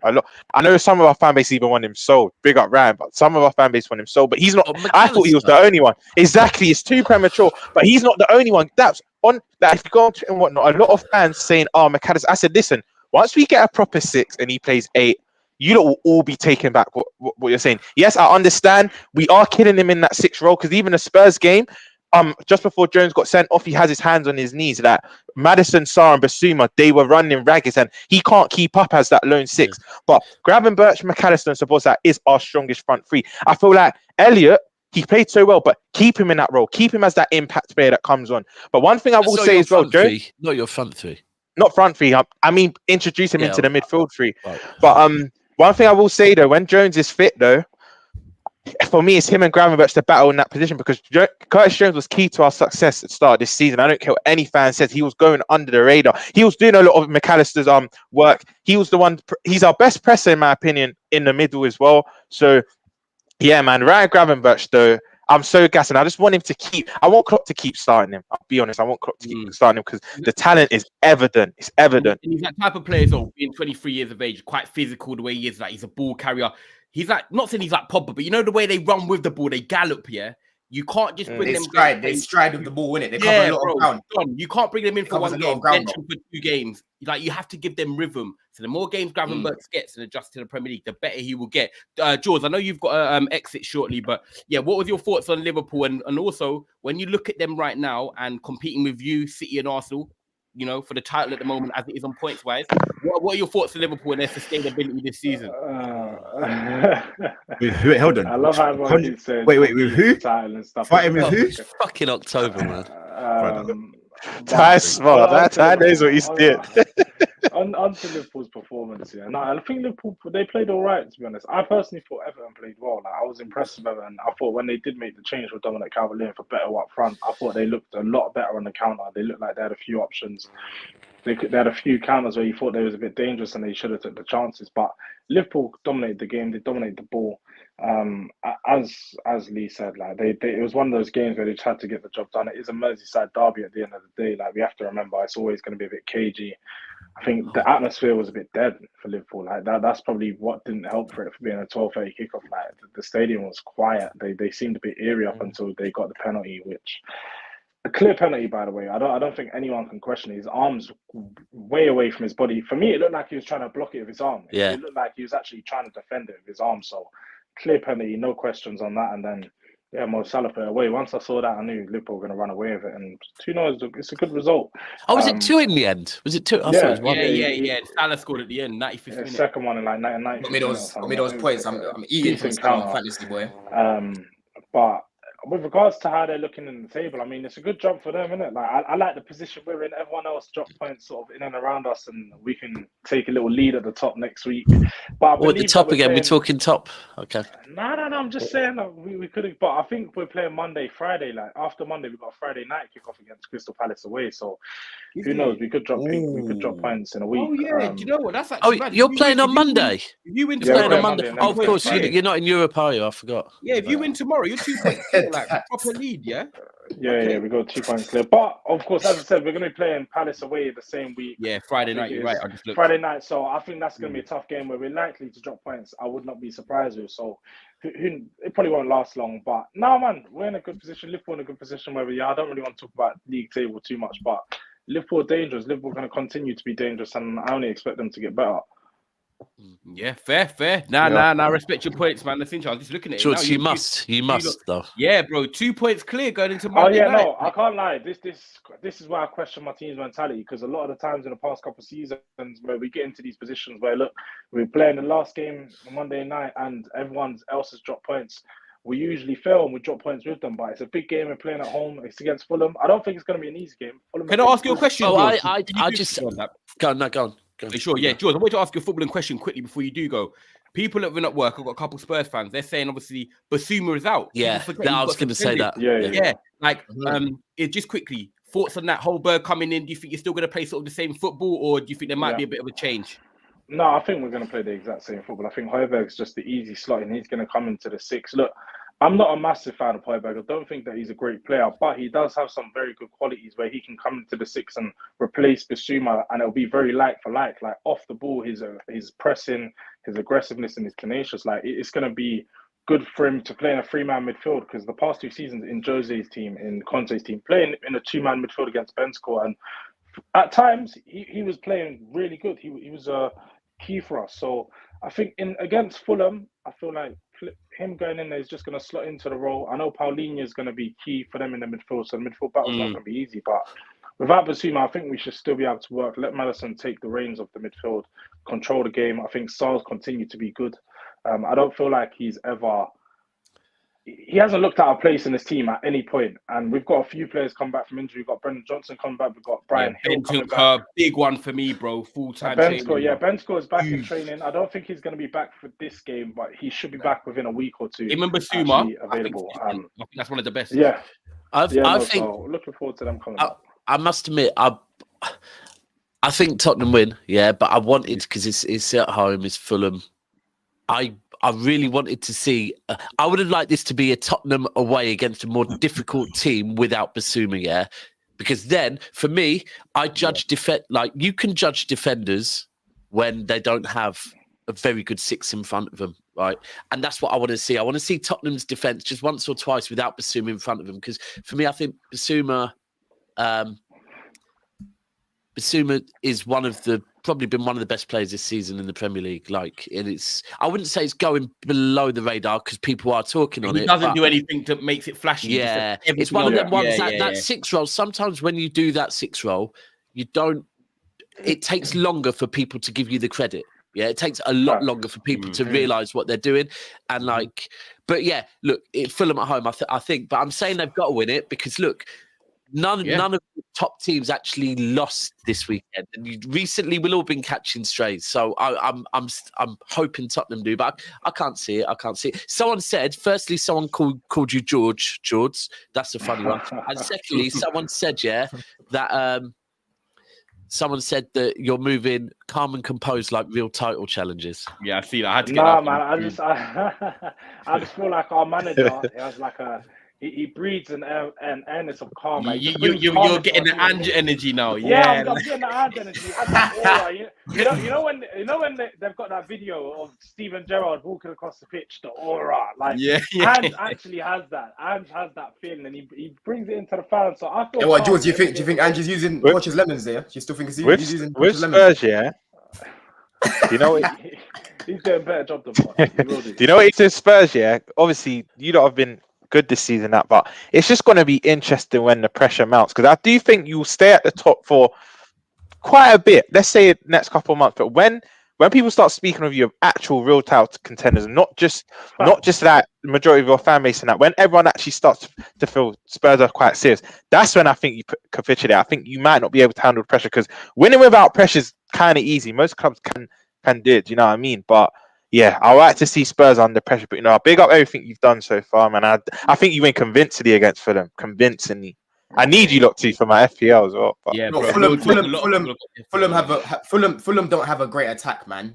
I think for them in midfield, Paulinho is going to be big for them. But up there, bro, I was at the game at Fulham when we played them, and Mitrovic is finished. He is finished. I don't know how he managed to get that move, to be honest. So I don't know where they're going to get their goals from. Maybe Mitrovic. Jimenez. Jimenez is finished. Sorry, the guy. Who's the other number 9? That Vinicius, Yeah, he was from Benfica. Yeah, they just got firing. Fulham are crossing. Fulham are firing. Yeah, they're not. Jimenez ain't the same. Ever since that head injury, bro, he's just not the same, man. So. Yeah. I don't know where they're going to get their goals from. I don't know where they're going to get their goals from. I agree with you. I know we're going to do like 10, 15 more minutes. I'm going to chat on Man City as well. George, I know you got to leave, my bro, but big up for jumping on as always. Thank you. Good luck tomorrow with your game and everything. And we'll catch up, yeah? Wait, Ty, no. But you just said on Man City, you're not going to big up your club now. That big win against mighty Sheffield. I'll be real with you. I don't feel like I need to say too much. Man United, I'll touch on it now. We didn't play that great yesterday, but could have won by 4-5-1. So it's a weird game. Them away games. We didn't play that great. Did you say you could have won 4-5-1? Yeah, bro. I knew you were watching UFC. I knew you were watching UFC. And this is what I wanted to speak on it. I didn't even watch the game. I was out. This is what I wanted to speak on it, right? Because I was watching the UFC, but I'm checking the TL. Everyone's at shock. Sheffield United are dominating United. I'm seeing like big accounts saying, "Oh my God, Sheffield are dominating." I knew what this meant, though. This means United are going to go to the other side end and just score. Bro, it wasn't that type of game. Yeah, Sheffield United had bare injuries, so they tried having their little spells. A couple saves Onana had to make, one swerved, and then one in the first half in the first 15 minutes from McBurney. But real talk, I'll be honest with you, when we the only times we actually did turn the gears up, we actually looked like we penned them back and you could tell the golfing class. But we had Højlund miss a chance from 2 yards out, which the keeper saved. And then Garnacho got sick through from Martial, one-on-one like he did against Arsenal. But hold on. If we're going to do every potential chance, because you said we should have won 4-5-1. I don't talk on this game. Hold on. Yeah, no, but hold on. I can't really talk on the City game yesterday. I spent my whole day on trains, yeah. I got to know games. So big up that. You had a good day though. Other than the change, you had a good day though. I can't talk in the City game. I've seen the highlights. That's it, because I didn't make it to the game. I saw the second half of the Chelsea game, and I saw the United game. Right now, you said we could have won 4-5-1. Yeah. So if you're basing this, and at one point you were talking about UFC. in the group. So I thought, maybe watching the UFC. Now, from what you just said, I think you might have, because if you're going to say we could have won 4-5-1, and then you're going to talk about your chances, then in that case, we must also talk about their chances. So it probably would have been about... I don't think they had many clear-cut chances. I'll be real. First half, they were better than you. Second half, you were better than them. Two things can be right. And at the end of the day, so they could have won 3. You could have won 5-1, bro. That's our mad. performance as a team collective wasn't great. It's not like we went there and just bossed them off the park and kept the ball for 8 out of 90 minutes. However, when it comes to the clear chances we had, we should have been burying them chances compared to the chances Sheffield United didn't actually have. A couple shots outside the box and a couple saves are not chances. Hoyland's chance from 2 yards out has to be burying that. Garnacho, 1-on-1 inside the box, has to be burying that. So I'm saying when it comes to that's 2. Yeah, but we scored 2, so it was like I said. I don't know. I don't know. Very good finish from Dallo. But there's a way of coming into this and saying we could have won 4-5-1. You didn't play that great, bro. You played badly. You played badly. I'll admit that. When you say that, Man United, we don't play great anyway. A bit like how Arsenal have done their way to the top. But let's talk. Do you know what? But I want to talk context. Let's talk context. Yeah, Ty. The big talking point from that, because look, you got 3 points, and I said to Cass afterwards, bro, you got 3 points, keep it moving. This week is not about you. No, it shouldn't be it. That shouldn't be it. What should be it is, once again, Ten Hag's tactics, bro. What the F is going on? But it's like Bruno's playing. This is how I wanted to bring up this game. This is how I wanted to bring up this game. You think you're smart? You just thought we were going to shove this game to the side. No, it's featured on your team. I'll be real. Look, Man United, I've gotten to them a lot this season. I feel like this isn't a game where you're looking at it and thinking, do you know what? I want to see X, Y, and Z. Because you know what? Sheffield United are absolute dross, but it's football, innit? And you sometimes just need to get the results, 100 performances. So I don't feel like I hear what you're saying. I feel like the 3-4-1, whatever you said, was a bit mad. But I think the problem that Man United have is they just don't have touches in the opposition box, and you've got so many players in that first 11 where it's just shaky whether or not they're good enough. So I know people might say right now that, Odegaard's not playing well, but he's still a good player and he can come back to form.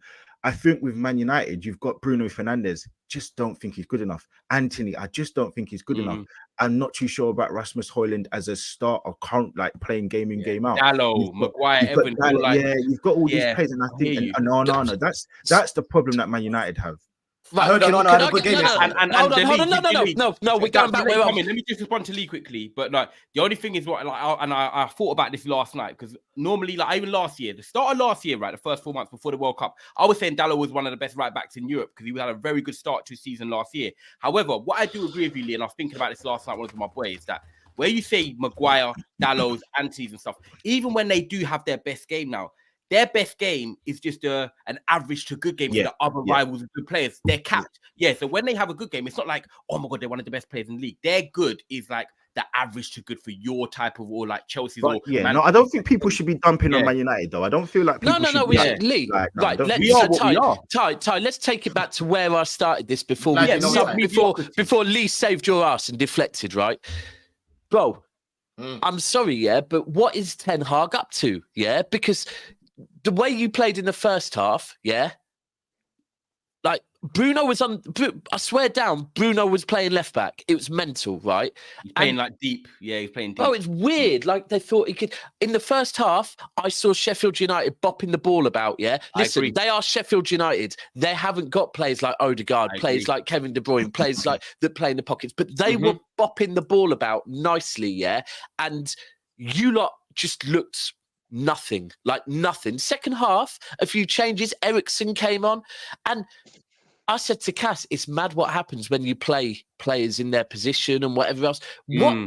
What's Ten Hag on, bro? Has he lost his head or something?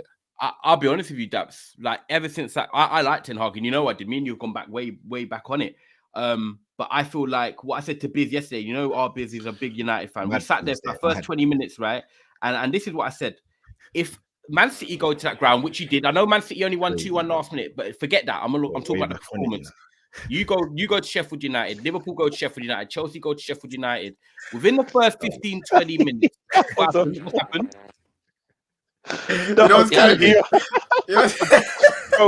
The minds are just in the gutter. You know, it's killing me, bro. Sorry. It's not so funny. Wait, Lee has been onto Ten Hag for the longest. Right now, this is music to him, bro. He's Wait, loving But that's it. not why he's even laughing. Hold on. That's not why Why is he laughing? Sorry, Lee Hacklock.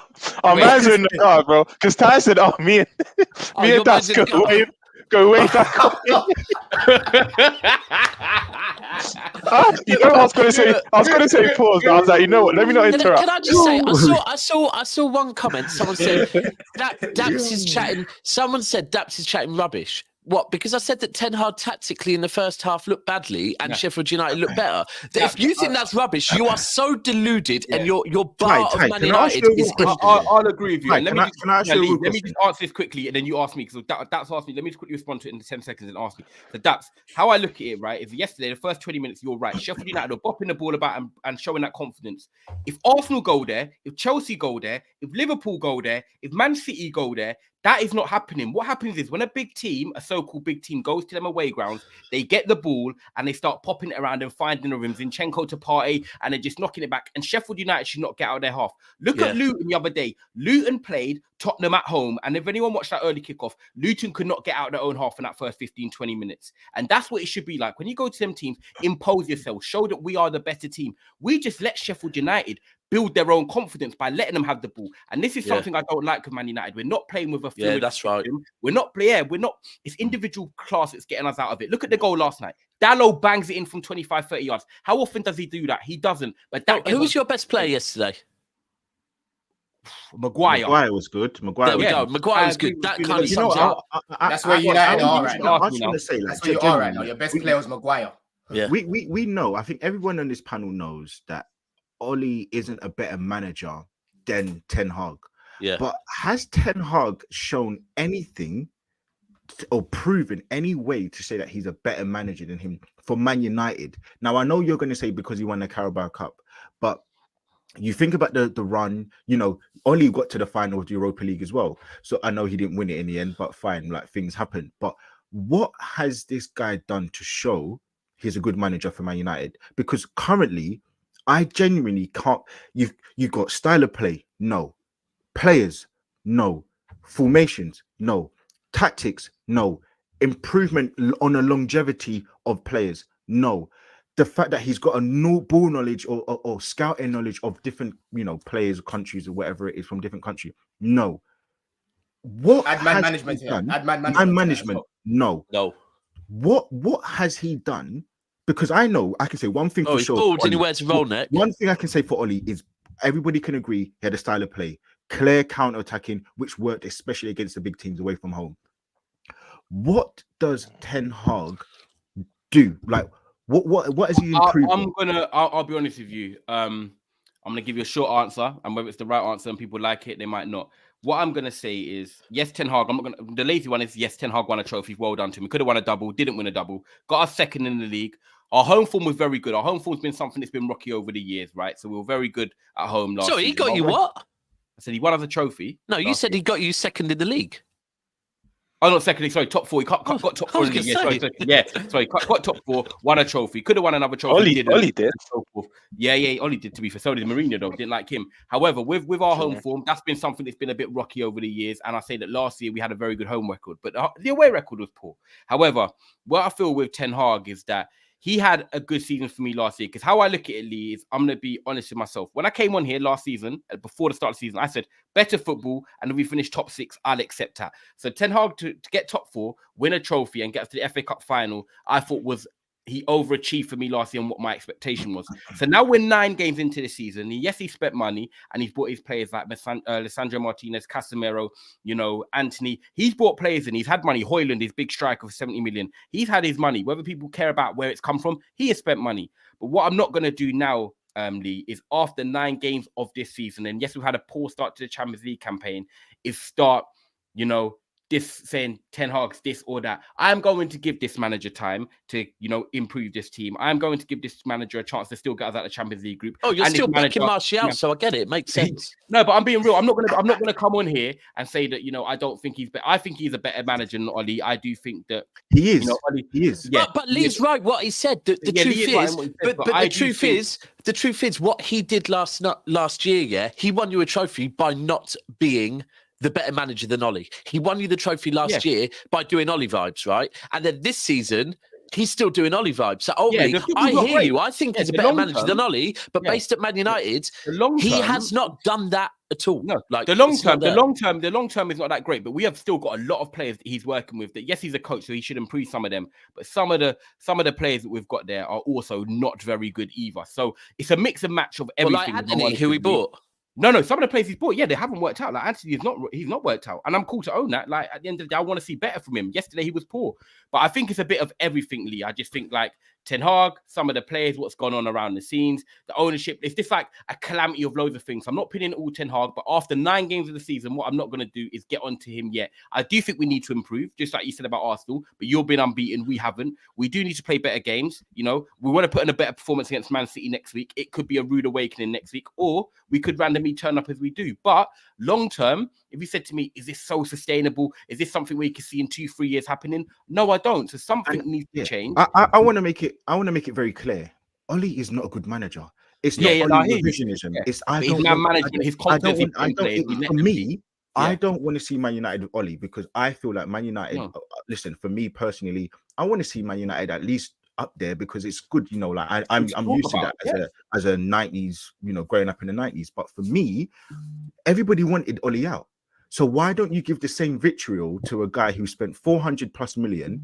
He's got over 11. I think he's got 11 players in. Fine, some of them are on loan, etc., etc. He bought in Wankles.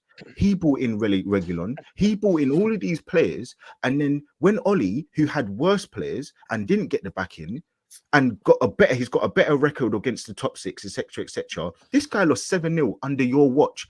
So are you basically saying that us Man United fans should be sitting and some of us should be saying that we want Ten Hag gone? Is that what you're basically? That's what it feels like you're implying. I feel I'm early on the gun, but as Don said, I've already said this guy's a dud. He's not good enough. Wow. Now I go back to this whole Ajax thing. What did he prove at Ajax to show that he should be put on this pedestal? What has he shown for me to put him on the list? And again, I don't want no one to say, "Oh, but what about Arteta?" We're not talking about Arteta. What do you want me to say? Arteta out, fine. If that appeases the fans or whatever it is, cool. Let's go back to the manager who we're talking about, Ten Hag. Well, I'm saying to you, this guy is not good enough. He has not shown me anything, not one thing. You brought this manager in to play good football, at least triangle style of play. This guy, he bottles it in every moment. He doesn't play the way he appeases the players. He bows down to the players. One thing I like about Poch, you know what? Everybody said, "Oh, this and that." He's playing Conor Gallagher. He's playing what's the other guy's name? Chilwell left wing. You think about all he's put Cucurella right wing back or right back. Arteta, when he came in, he got rid of the same captain he gave the armband to with the new contract. Now with Ten Hag, people are going to say, "Oh well, he got rid of Ronaldo." No. Ronaldo wanted to go, and he forced his way out. It's not the same, and he's created a problem now with Sancho. So for me, I can't. All I see is he's breaking bad records. Brother, he lost 7-0. 7. I can't sit here and say, do you know what? This man needs to have more because he's been given 400 million. What more do you want? I can't sit here and say anything more for him. I don't see anything of an improvement. And I'm seeing now players getting worse. Greenelly, you probably saw it, Ty. I can't remember exactly who the interview was with, but you see Zlatan's interview where they're like, they asked him, do you think Ten Hag's a bad? Yeah, I think it was on Talk TV. Was it? Youth players, big egos, and all that stuff. Yeah, he was like, do you think he's a bad man? He's like, I don't know if he's a bad man, just that Ajax and United are 2 different kettles of fish. He was mentioning at Ajax, he's used with the youth players, that conveyor belt of talent. He's used to just nurturing them and sending them on. Manchester United, you have to deal with these personalities. You have to win every week. Where Ajax, cool, I'm not saying they're a small club because they're a big club, but you could win, you could lose a game, still knowing you're going to win the league. Not this season, actually. Can I just check where they are? It's relegated. But you know, you get the gist. And he might not be able to. Not that he's a bad manager, but he might not be able to hack the pressures at United. I said this, wrong club. What? Yeah, exactly that. What I feel is that you can take your time. You can trust in your system, and you can do all of that. Yeah, at certain clubs. But when you come to a big club, it takes big kahunas to continue to go, no, this is what I'm going with. And you saw it with Pep at City first season. We didn't look good first season, but he stuck to how he wanted to play football. And this is the problem that Ten Hag, unfortunately, and maybe it is because of the size of Manchester United, the pressure is different. Yeah, it's very different, especially when Pep moved to City. Obviously, Pep was Pep. And we were at the time, we weren't treble winning City. We were City. We'd won 2 leagues, 2 Premier Leagues. Obviously, we won 2 previous leagues as well. But here it's different. And there was that pressure straight away. There's no time, right? And so last season, he kind of didn't stick to his tactics. He decided, nope. And you know what? That first season, you got a cup. And therefore, it's like, cool. But now... it's like, okay, cool, but now we need to see that style of football. You've got the cup, you've banked that. Now we need to see the football because you've already won the cup. And now you're not seeing the football. And ultimately, because of the pressure, your second season, you can't go back now. You can't all of a sudden, you've moved the bar up by winning a trophy.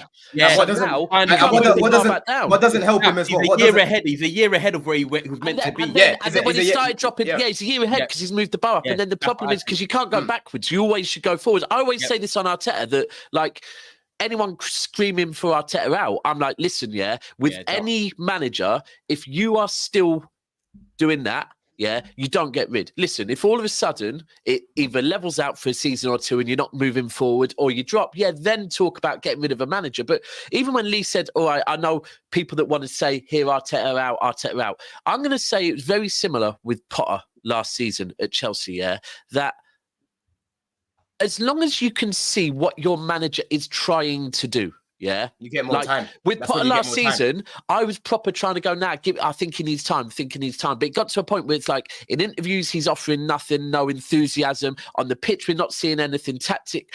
It's just toxic because he's not showing us nothing. With Arteta, you can see what he's trying to do. Yeah, you can see what Arteta is trying to do at Arsenal. And furthermore, listen, we've spent ages talking about the Arsenal game earlier, but listen, Arsenal at the moment, however bad they are playing, they're still won every game, and they are where they are. But with Ten Hag at the moment, it's like, what are you showing us? Like, show us something, because we're going to forget about that Carabao Cup very quickly, and then it's like, now where are we going? So maybe Ten Hag just scammed everyone. Let's be real. That home record last year, I think the cup's too big for him. I think the pressure's too big for him. The home record last year was amazing. But if you look at Liverpool, they fell off. We fell off. You know what I'm saying? Liverpool are now back. It never felt really satisfied. You know, when you get a record like that, unbeaten run, you feel like we're really doing that. It felt like Ty. I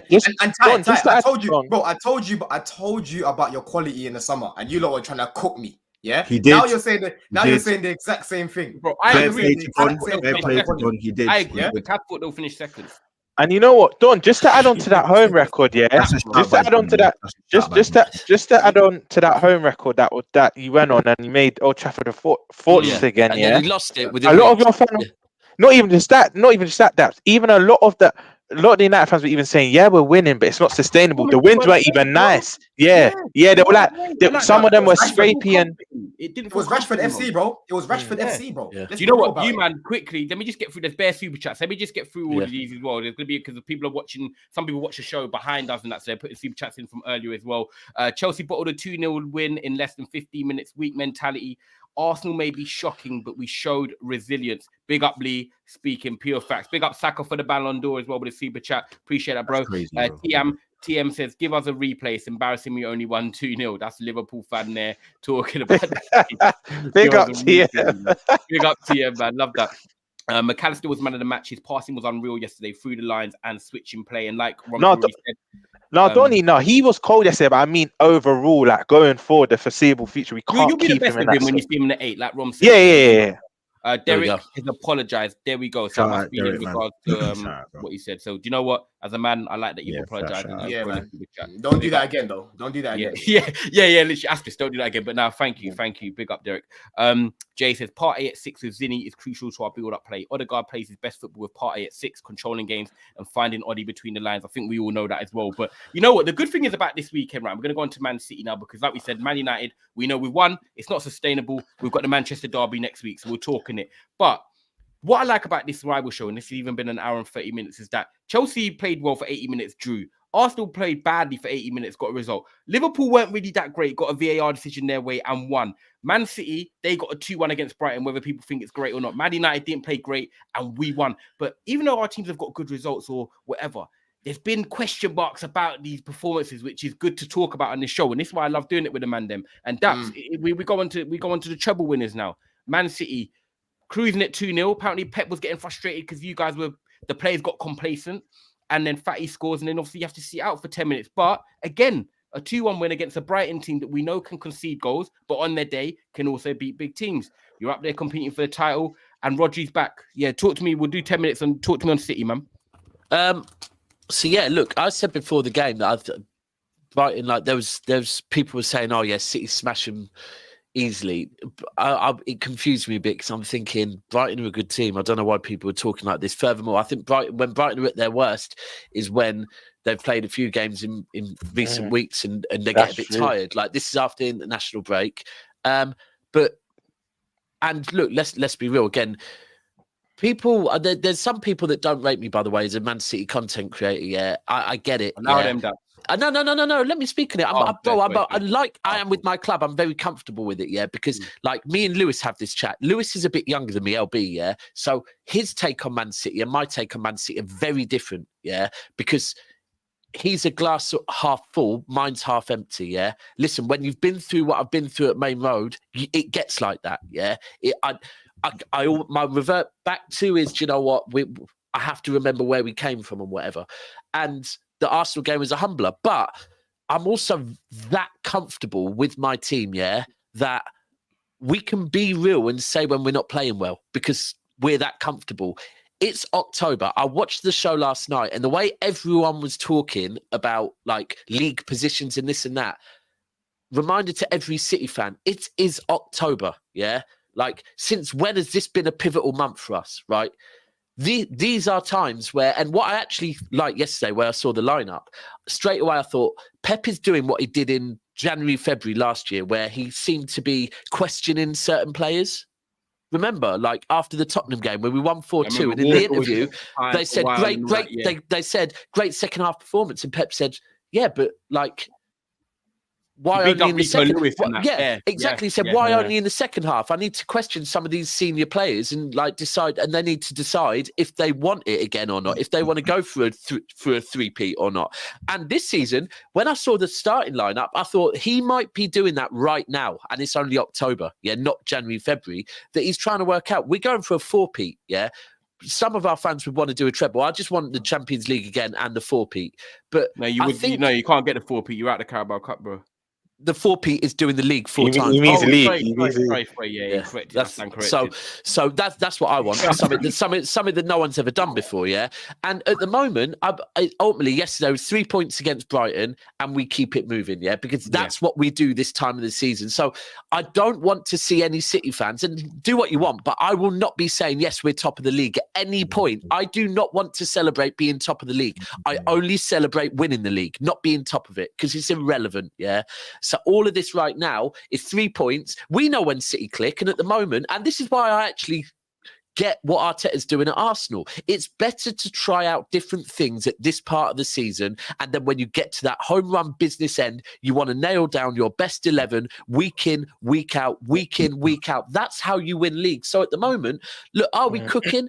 First half, we look good. Second half, I don't know what it was. So Pep's right to question them. Can I ask you just one thing? Just one thing.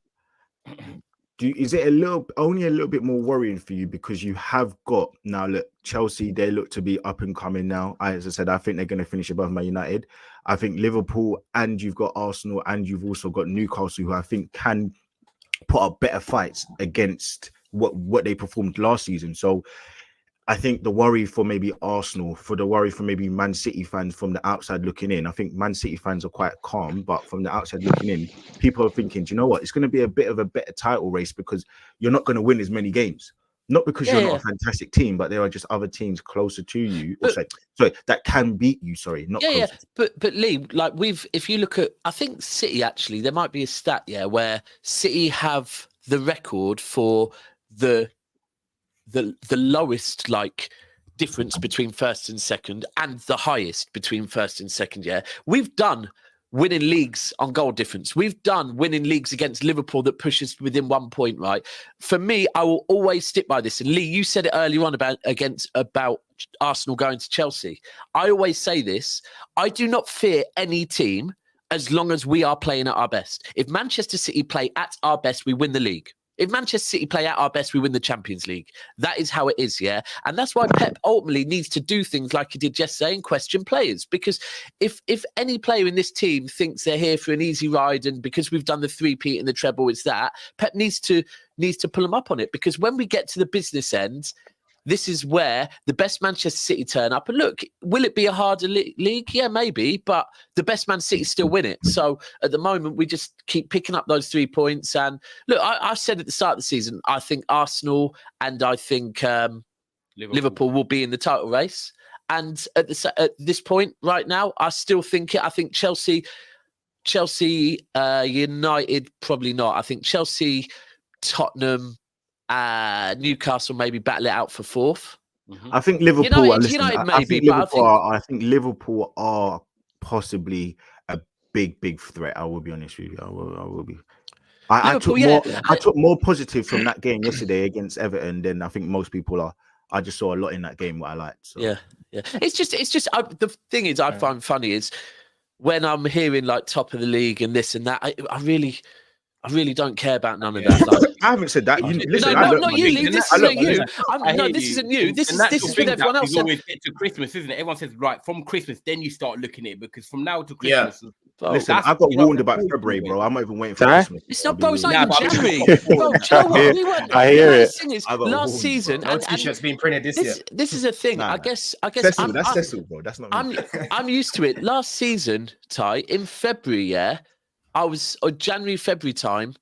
Everyone, when I was saying, listen, yeah, I don't know why you lot are forgetting that City can be bad till this time, but when February kicks in, and to be fair, last season it was even late. Trust me. I don't forget. I've been there with you lot too many times. And I guarantee you, like in January, February, people were saying it last year, but this time City really do look different. It's October, It's October. Look, Tottenham, I swear 2 years ago, Tottenham were first and I think City were 10th, right, in October, November time, right? Tottenham ended up finishing outside the top 4 and City won the league, right? It is like that. So all of it. Wait, is that the same? Was that the same season where you said you were listening to Talk Sport one day and that Tottenham fan was offended that one of the presenters didn't put them in the title race? Yeah. The only difference this season, I think the only difference is the fact that you don't have Gundogan and you ain't got Mahrez. But I mean, you got Doku, but you don't have those two who are. I think last season, which I didn't know, I was shocked. I think he got 25 GA last season. Mahrez, I couldn't believe it. But here's the thing. Here's the thing. Here's the thing. Again, all I can do is revert back to what I've seen before.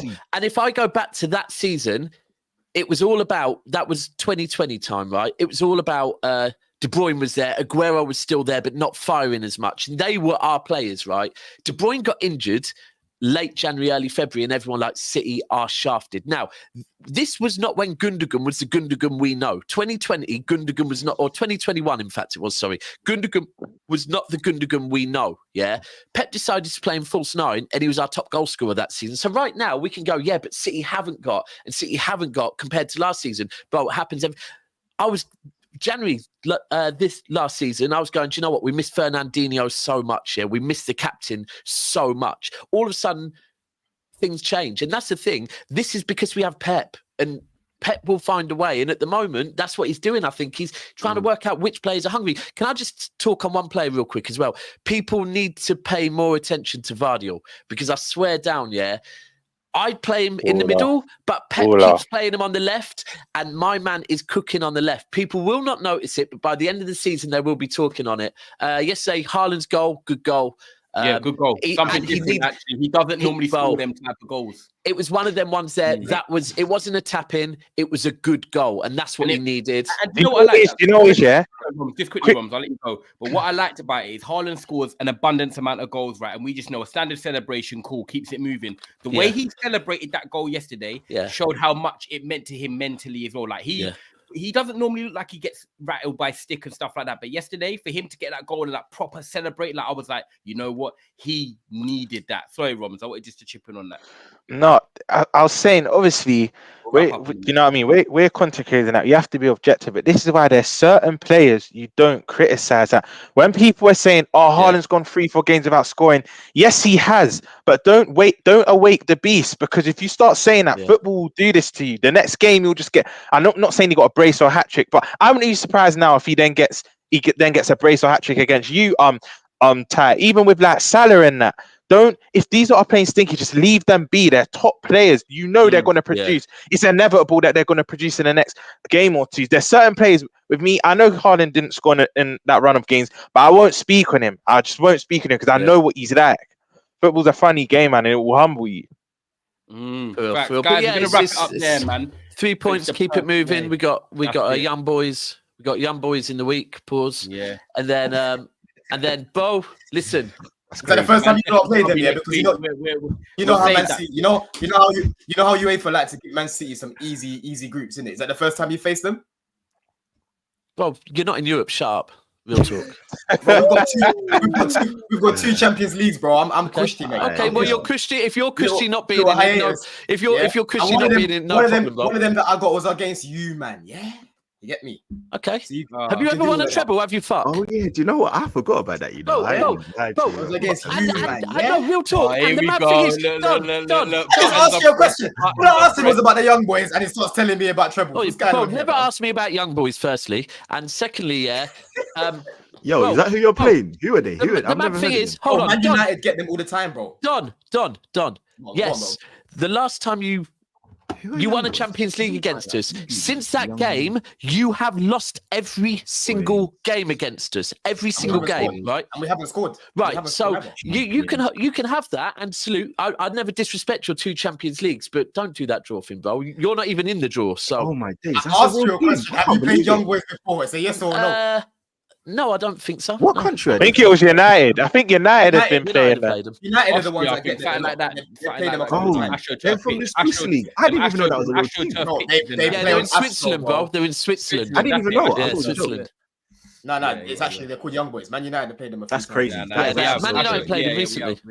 Guys, we're going to wrap it up here because we've done an hour and 50, but you know what? It's been a great show. A lot of good football talking points there, pros and cons about each team. The Premier League is back, and this is what we love, man. Next Sunday is going to be a good one as well. Don't forget, it's the Manchester Derby as well. Sunday, what we got today?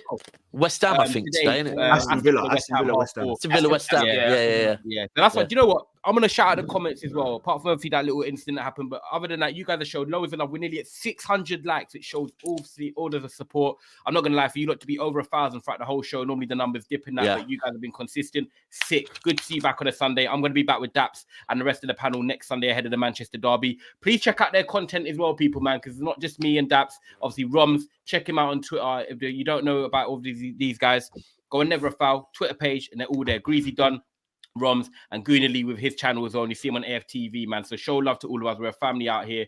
And man, we're going to enjoy the football now. Be back next week. And guys, keep supporting, like, and subscribing. Daps, anything you want to plug or anything you want to say? No, we'll be back at 10 p.m. tonight, I believe, with the